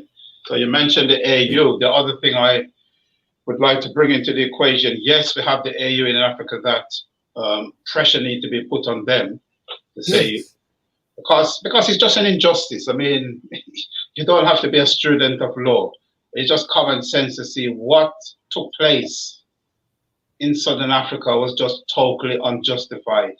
And for the people now having to pay compensation, it's just taking it too far. Haiti was mentioned. We had to pay, the Haitians had to pay for their own liberation. We mentioned the Francophone state. For over 70 years, depositing money in the French treasury, paying again for the privilege to say they're independent states. And of course, we came onto the compensation that was given to those who enslaved us. Remember, it took 180 years for the slave masters to be compensated, from 1834 till 1915. And the British government was willing to borrow money and heap the debt onto generations after generations to make sure these people were compensated. So surely what should be happening is something akin to that. That any movement we made should be saying, no, it's the Africans that need compensation. Now, we mentioned the AU has a role in that. I haven't heard them say anything about this situation. I may be wrong, but I haven't come across anything that the AU, any statement they've come up and said they're for it, they're against it. Mandingo, now address specifically to you. Have you heard anything from the Caribbean governments regarding the situation in Zimbabwe? Have anybody, to your knowledge, come out and given any kind of view as to what is happening down there regarding this compensation? Yes, let me say this. The so-called AU, so-called, and I'll explain why I said that, because just like the OAU, the very beginning with it was structured wrong because it included Arabs in what should have been an African organization. And the Arab Muslims used the AU or OAU for their own agenda. I have sent messages officially to the Jamaican High Commission, who relays messages to the government regime of Andrew in Jamaica and so on. I have not heard any of the political regimes in the Caribbean, who, even though they are aware like everyone, coming out and saying anything. And I am not aware, and I am a journalist, as those of you who know me know, and I have not heard of any of the regimes in Africa who have come out in support of our people in Zimbabwe. But it is not a surprise to me. Why does Mandingo say it's not a surprise?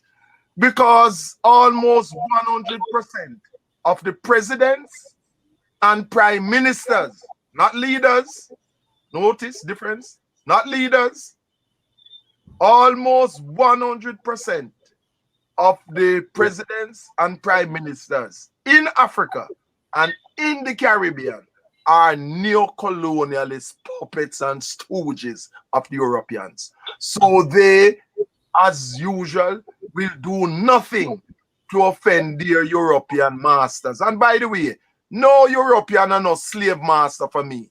No master thing. They are racist devils. I never use the word master for any European. They are racist criminal devils. That's what they are. Nothing master about them. For real. But I repeat again, neither from the Caribbean, and I am a journalist, a veteran journalist, and neither from Mother Africa have I seen any of these prime ministers and presidents coming out publicly and unequivocally in support of the right of Zimbabweans and denouncing this racist white male, because black is good, white male to be getting so-called compensation from our already suffering people in Zimbabwe. And why Zimbabwe is so important is that they know that the example that has been set in Zimbabwe by ZANU-PF, which is a combination of ZANU and ZAPU, Ndebele, Mashona, etc., in terms of reclaiming our land, that example will be emulated by Malema and others in Azania. And they do not want that. So Zimbabwe is key to African redemption, because we must win this fight for Zimbabwe, because the enemies are determined that Zimbabwe should be recolonized. It's recolonized. They want to recolonize Zimbabwe and the rest of Africa officially. And they know that Zimbabwe has suffered for about 20 odd years of sanctions and other forms of terrorism. And that if Zimbabwe triumphs, that this will inspire the Africans in Azania to recover their land. Remember, about 90% of the land in Azania is still owned by the Europeans. And this is why Africans in Azania, some of them, are killing other Africans from Nigeria, Somalia, Zimbabwe, and elsewhere, and blaming them for being landless and suffering, instead of the minority of Europeans who still own and control the economy of South Africa. And this is the fault of Nelson Mandela and the rest of the ANC, who sold out, unlike the PAC, on the land question. Because our land still has not been reclaimed in Azania. And this is why our people in Azania are still suffering. And the example that Zimbabwe has set is an example that the Europeans hate, because they know that that will inspire Africans in the Congo and elsewhere to own and control our resources. Africa must industrialize, whereby we make our own goods for our own domestic market and export the surplus. But what would that mean for France and Britain and Germany? It would mean that their standard of living would be reduced to pauperism, because the Europeans are leeches and parasites who live off the resources of Africa and our African race. Okay, there's a point here I'd like to bring up. It's saying, why can't the Caribbean and Africa trade with each other and cut out the West? Just like what you were saying, Mandingo, about us trading. Precisely. What's to stop us doing that? So, that's a point that was made. You want to stop us doing that? Yeah, we can just address it. Just address it. But address it in the way that if it was a case that Africa, she said the Caribbean, I suppose we can stretch that into the African community in the rest of the Americas. Yes. Because when we talk about the Caribbean, we're talking about a relatively small place in terms of population. If we look at the Americas, must be well over 200 million Africans. Yes. Across the Americas, plus Africa itself. Why can't there be a build trade relationship with that and cut out Europeans? What's the stop of that? What's the practical difficulties? The only practical difficulty is that we have to ensure that sabotage agents do not prevent this from happening. The reason why Marcus Garvey established the Black Star Line was not to carry back Africans outside of Africa to Africa. That was not the primary purpose of the Black Star Line. And I'm telling you this as a UNIA and ACL veteran of the 60s.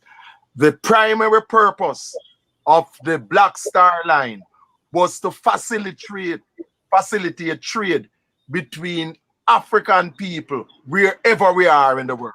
So what the brother there is saying is true. So what that would mean is that the Black Star Line, such an operation, would enhance and facilitate us as Africans in the Caribbean, trading, having our own ships with Africans in Britain, in Canada, in Nigeria, Tanzania, etc. So we have our own shipping fleet. And this was why the racists worked with sabotage agents, traitors, to sabotage the Black Star Line. But that still does not prevent us from reactivating such a similar structure in terms of having our own international Black Star Line. so that we trade amongst each other. Because as Marcus Garvey said, when we trade amongst each other, we keep our money and other resources. So we strengthen each other rather than trade and spend our money with other people. We do it amongst ourselves and so empower ourselves as a race of people. This is what other people do. And this is what we should do. It's not rocket science. It's all about self-reliance, working together wherever we are. And this is why we come under the umbrella, not of being Trinidadian, Jamaican, or being born here. We come under one umbrella. As the Peter Tosh song said, we are Africans. So we work together as Africans. And this is very important. I love that what the brother said. We need to reactivate this. We need a Black Star Line fleet so that we can get into gear this economic trading between our people wherever we are in the world. This is very, very important, because how can we be powerful as a people if we have to depend on the ships of other races to transport our goods? Nonsense. We can only be powerful if we have our own army, our own navy, and our own air force, etc. No non-African military force must be in Africa. No Chinese military force, no USA military force. The only military force in Africa must be African. One army, one navy, one air force, one president, representing and protecting Africans at home and abroad. Okay, Elder Pepperkai, just before I answer, there's a point here that's relevant to it, to the question that was asked. And it's, well, what's stopping us from trading amongst ourselves? We was talking about Africa and the Americas. And it says that's because we don't control our economies, unfortunately. When we come down to brass tacks, we're talking reality now. No, when we come to brass tacks, we must work and control our own economy. You see, I don't like what you said. This argument. No. It is. I'm just following up to the question that was asked. But no time scale was put. Hold on, one thing, go please. No time scale was put. We didn't say within the next 50 years, Africa should be in a position that it is trading with itself. We said, why cannot we just cut ties with the West and trade amongst ourselves? So that's, I think, that point was in relation to that. So Elder Pepperkai. Brother Talker, in closing, the greatest threat to us African is our mind. We're not thinking as African, and therefore we're not acting in the interest of ourselves.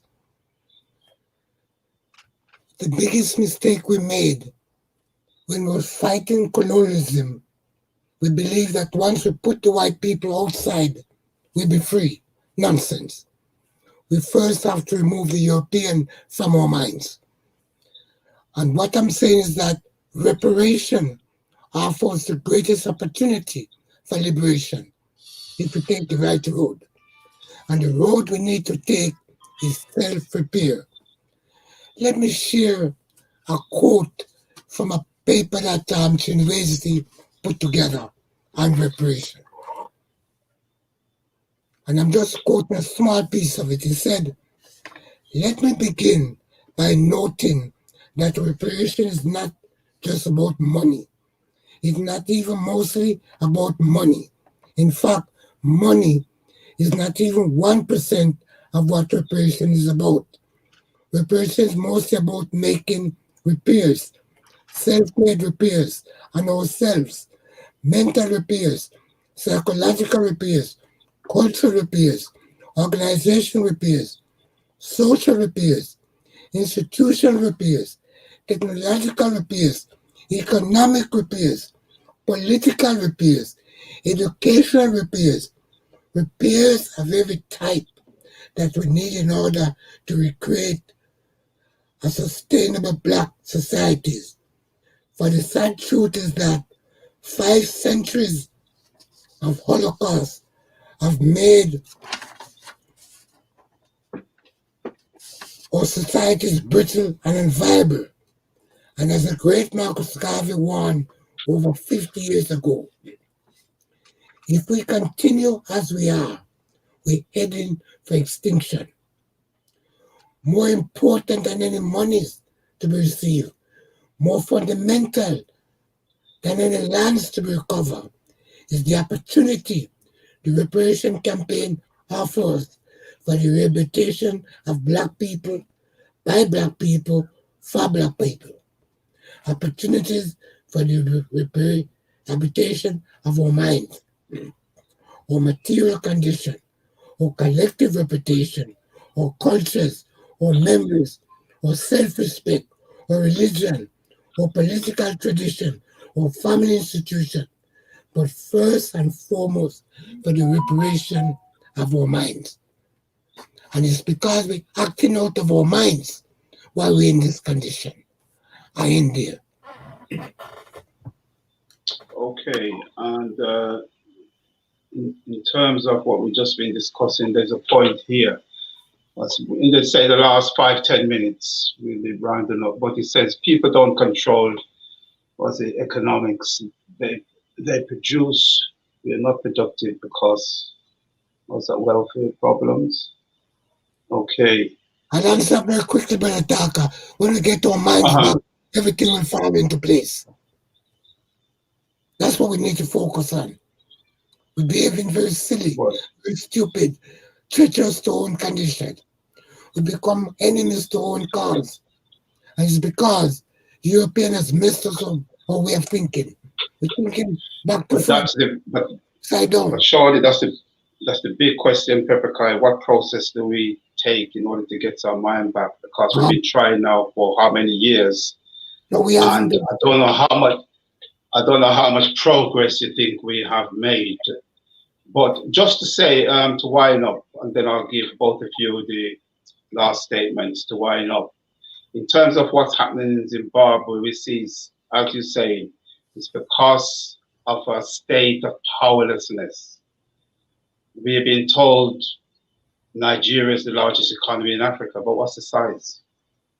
The largest economy in Africa, what's the size of it? Right?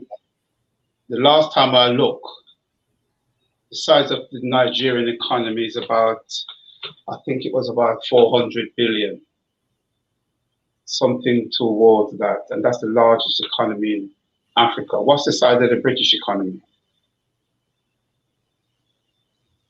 The last time I checked, it was somewhere around 2 trillion, right? Country with 200 million and a country with 65 million. So what I'm trying to say is, we know that whilst the European gave flaggings to independence, the economies of these countries were tied in. That's what, when they signed on the dotted line, they signed to tie those countries in to the European economies. So Britain itself is estimated that it pulls out over $1 trillion a year out of Africa. So we've got to be mindful of all those things that, yes, as you say, Pepper Kai, repair of the mind. But the question is the process of doing that. And I'd just like to throw another little thing into the equation, in that a couple of weeks ago we talked about, we had the conversation reparations. And what was said by Sister Afian at the time, that sometimes we are too hung up in terms of what the politicians do or what the law says, because it's not written down on this book, or because we haven't got, a lot of people will not move because a certain law or a certain statute isn't in place. Now, what I've noticed for the last, say, 2 or 3 years, a lot of people have been doing, they've just been getting up, packing their bags, making their way to Africa in record numbers. We're talking about thousands, packing their bags, turning up in Africa, setting up businesses. And from what I've seen, it's beginning now to have an effect. So much so that I was listening to a sister the other day from the States, when she put in for her passport, it was hell for she to get a passport to travel, because they're noticing the trend of people claiming passport now to travel into Africa with business on their mind, building, repairs, economy. So my final point is, do you think as part of the movement forward, we should be sitting around and waiting for everything to be put into the place, for the T to be crossed and for the I's to be dotted, unless this country says, because we know most countries in Africa, there's no automatic citizenship. But as Afian gave the example a couple of weeks ago, a sister bought a one-way ticket, turned up in Ghana and said, that's it, I ain't going anywhere. And she's still there. So what's to stop most of us taking that approach? What I'm saying, pushing the envelope, pushing the governments in Africa, pushing the AU, calling their bluff, just by us making our way there and getting on with life, regardless of their high-level talks. And I think if more of that was to happen, that situation that's going on in Zimbabwe, we will be in a better position to counteract that. Now, I'd just like you to do that in the last 5 minutes, just to sum up. Because I know we have gone over our time. So I don't know, Brother Elder Pepperkai or Brother Mandingo. Anyone can take it first, just the final summary. Go ahead, Pepperkai. Okay. I agree with you, Brother Tarkala. We don't sit and wait. We start to move as of now. But the business about mind repair. For example, Brother Bandigo mentioned that Mugabe was a Catholic. Why the hell should any African embrace Christianity as prescribed by Europeans, when whatever they used to make up Christianity came from us? Why are we hanging on to second-hand material when we have the source? So we should cut our links. Just to cut you, get your camera, you're kind of half out of shot. Okay, hold on. It's just to adjust the camera.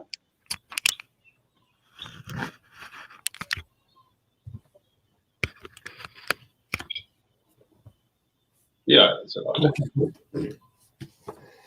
Is that we need to reclaim our African self, our African values, our African way of thinking, and put Africa first. Garvey teaches race first. We must begin to embrace. And when you say that we've been moving on this self-repair in a very ramshackle kind of way, we need to set an agenda, the A to Z of it. What do we do? First and foremost, we're going around with European name. Dogs and slaves are named by their masters. Free men and women name themselves. We need to look at a common language for Africa. There's one already on the table, Kiswahili. Let us move. Let us set up classes. Let's work out an agenda, a framework. It's not rocket science. We can start as of today. And as you said, we don't wait for the AU to give a position and no citizenship. We know we're African. And we have to march in and begin to make our presence felt and struggle from inside. We're not waiting for anybody and waiting for anything. Those of us who are conscious, who realize what we need to do, need to start now and set the trend and set the example.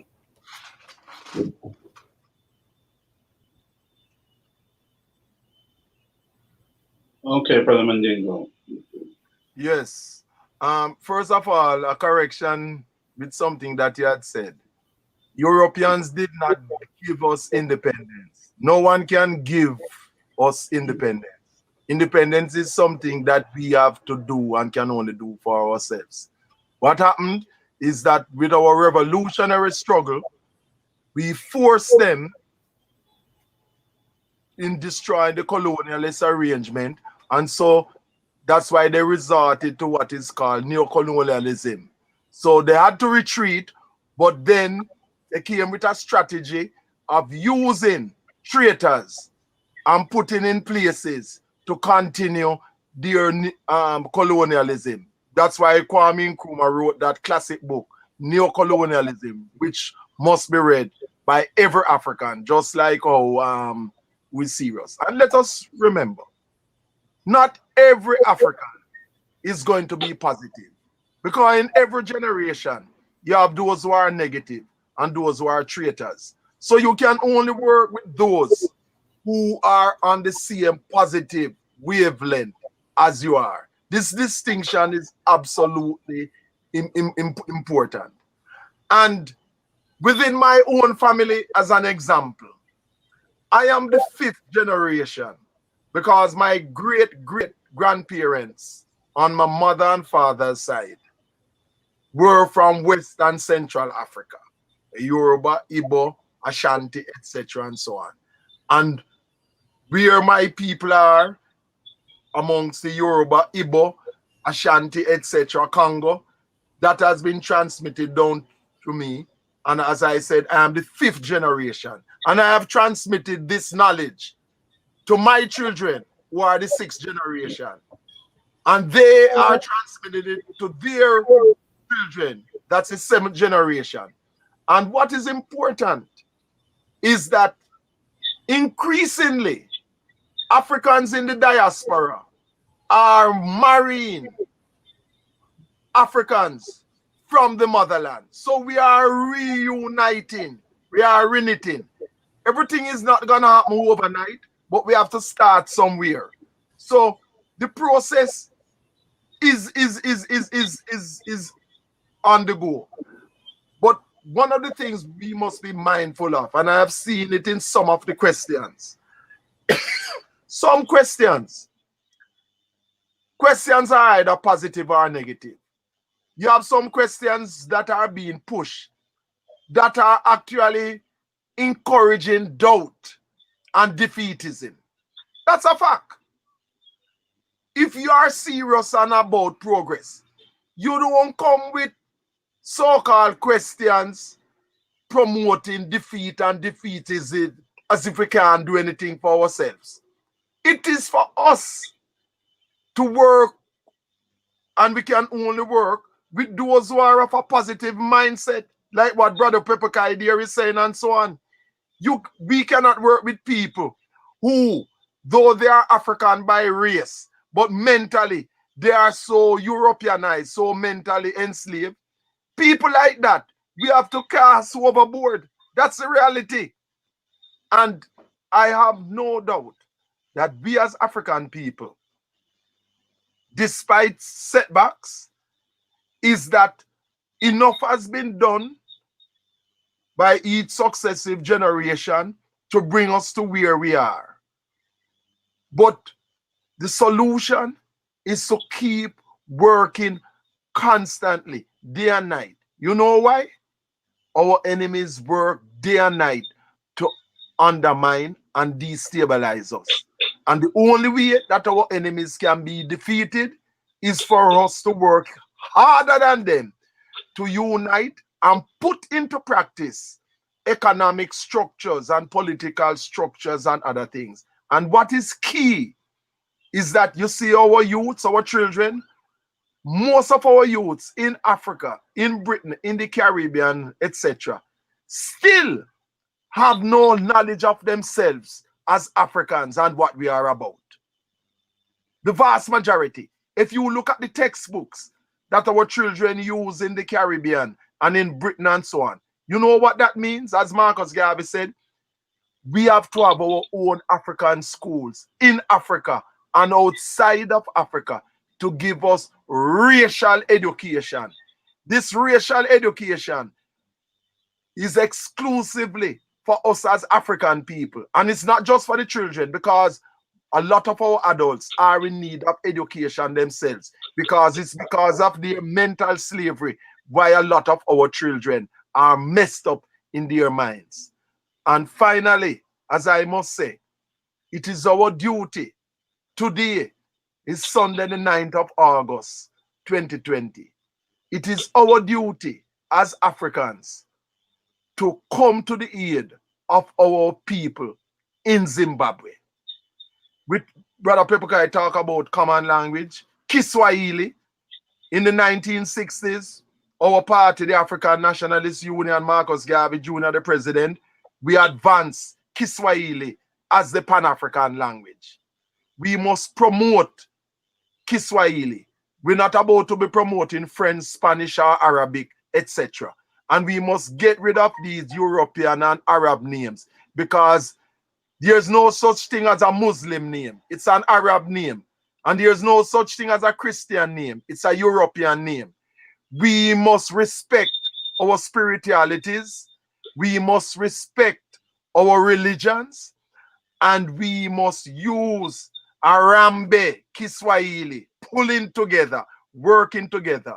And that establishment, re-establishment of the Black Star Line fleet is important, as Marcus Garvey envisaged it to be, to stimulate trading between African people wherever we are. Because by trading amongst each other, we get to know each other more, and we get to empower ourselves mutually by strengthening ourselves.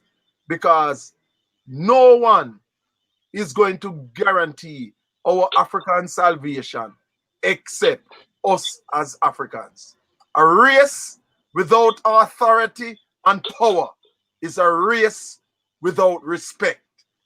Marcus Messiah Garvey, he gave us the philosophy and opinions as a Black Prince solution to implement.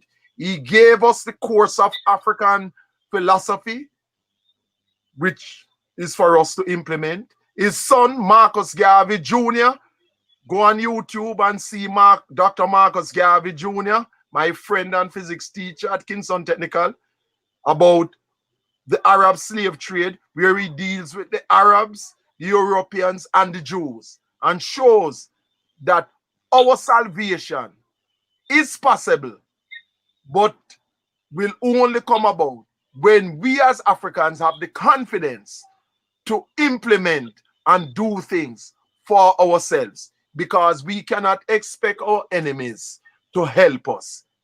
Our enemies are seen about their interests. To hell with them. It is for us as Africans to see about our interests, because when we acquire the necessary economic and military power and spiritual power, then no enemy, no matter how powerful, will be able to subjugate or defeat or exterminate us. Up ye mighty African race, we will accomplish that which we must. A race without authority and power is a race without respect. Emancipate yourself from mental slavery. None but our African selves can free our African minds. Yes, indeed. Africa for the Africans, for those at home and abroad, every time. Pamberry, in the words of the Shona from Zimbabwe, meaning forward. Pamberry, ever, backward never. Africa for the Africans, for those at home and abroad. Asante San. Yes, brother. All right, yes, brother Mandingo. Yes, it's a pity that our brother in the Zania couldn't get through today, because I would have loved him to be able to give us some of the things that's going on the ground right now. But don't worry. Once the message comes through, we will be sharing it with all. And I would like to say thank everybody again for tuning in today. And despite our lack of a representative from the continent, I truly believe, I feel it. The discussion that we have, is vitalizing. A lot of things came out of it, and I'm sure the people that's been looking in today have learned a lot from it and will take away a lot from it. And I just hope those who are on the fence and not too sure, and still a discussion like this will drive you to go and find out more about yourself. We mentioned the fact that because of our powerlessness, the Europeans are running rings around us. We have the Chinese coming into Africa. We have the Turks re-emerging back in Africa. We have everybody. It's like a free-for-all. That is why it is vital for us not to take the route when we are looking at legislation and laws. We know we're Africans. We have an ancestral right. And to me, I encourage everybody, don't think too hard, just get up and go. Because when you think too long, too hard, that is when the doubts begin to set in. We have always been adventurous. Just get up and go to any part of Africa and you will make a difference. And as Brother Mandingo said, the people that's been going in, because I personally know many people have just got up, made the move, they north, south, central, and west. And a lot of them are now marrying to African families. The blood ties are being reunited.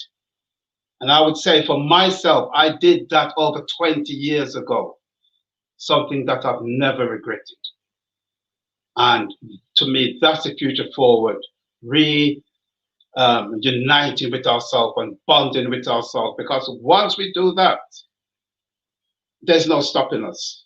We know under the Carter government, I think it was his Foreign Secretary Brzezinski, put out a paper when he said we must stop Africans in the West and Africans in the continent reuniting at all costs. And they actively went out and bought up programs to destabilize and spread propaganda to keep us from bridging that gap. Well, that's been pushed aside. The gap is being built every single day. It's a pity about this coronavirus because that has slowed down the progress. But every single day, people are getting up, getting onto planes, making a move. And with the advancement of social media, people are now, you don't need to go for the BBC or the CNN or ITV. You go direct and speak to people directly on the ground, which has made all the difference.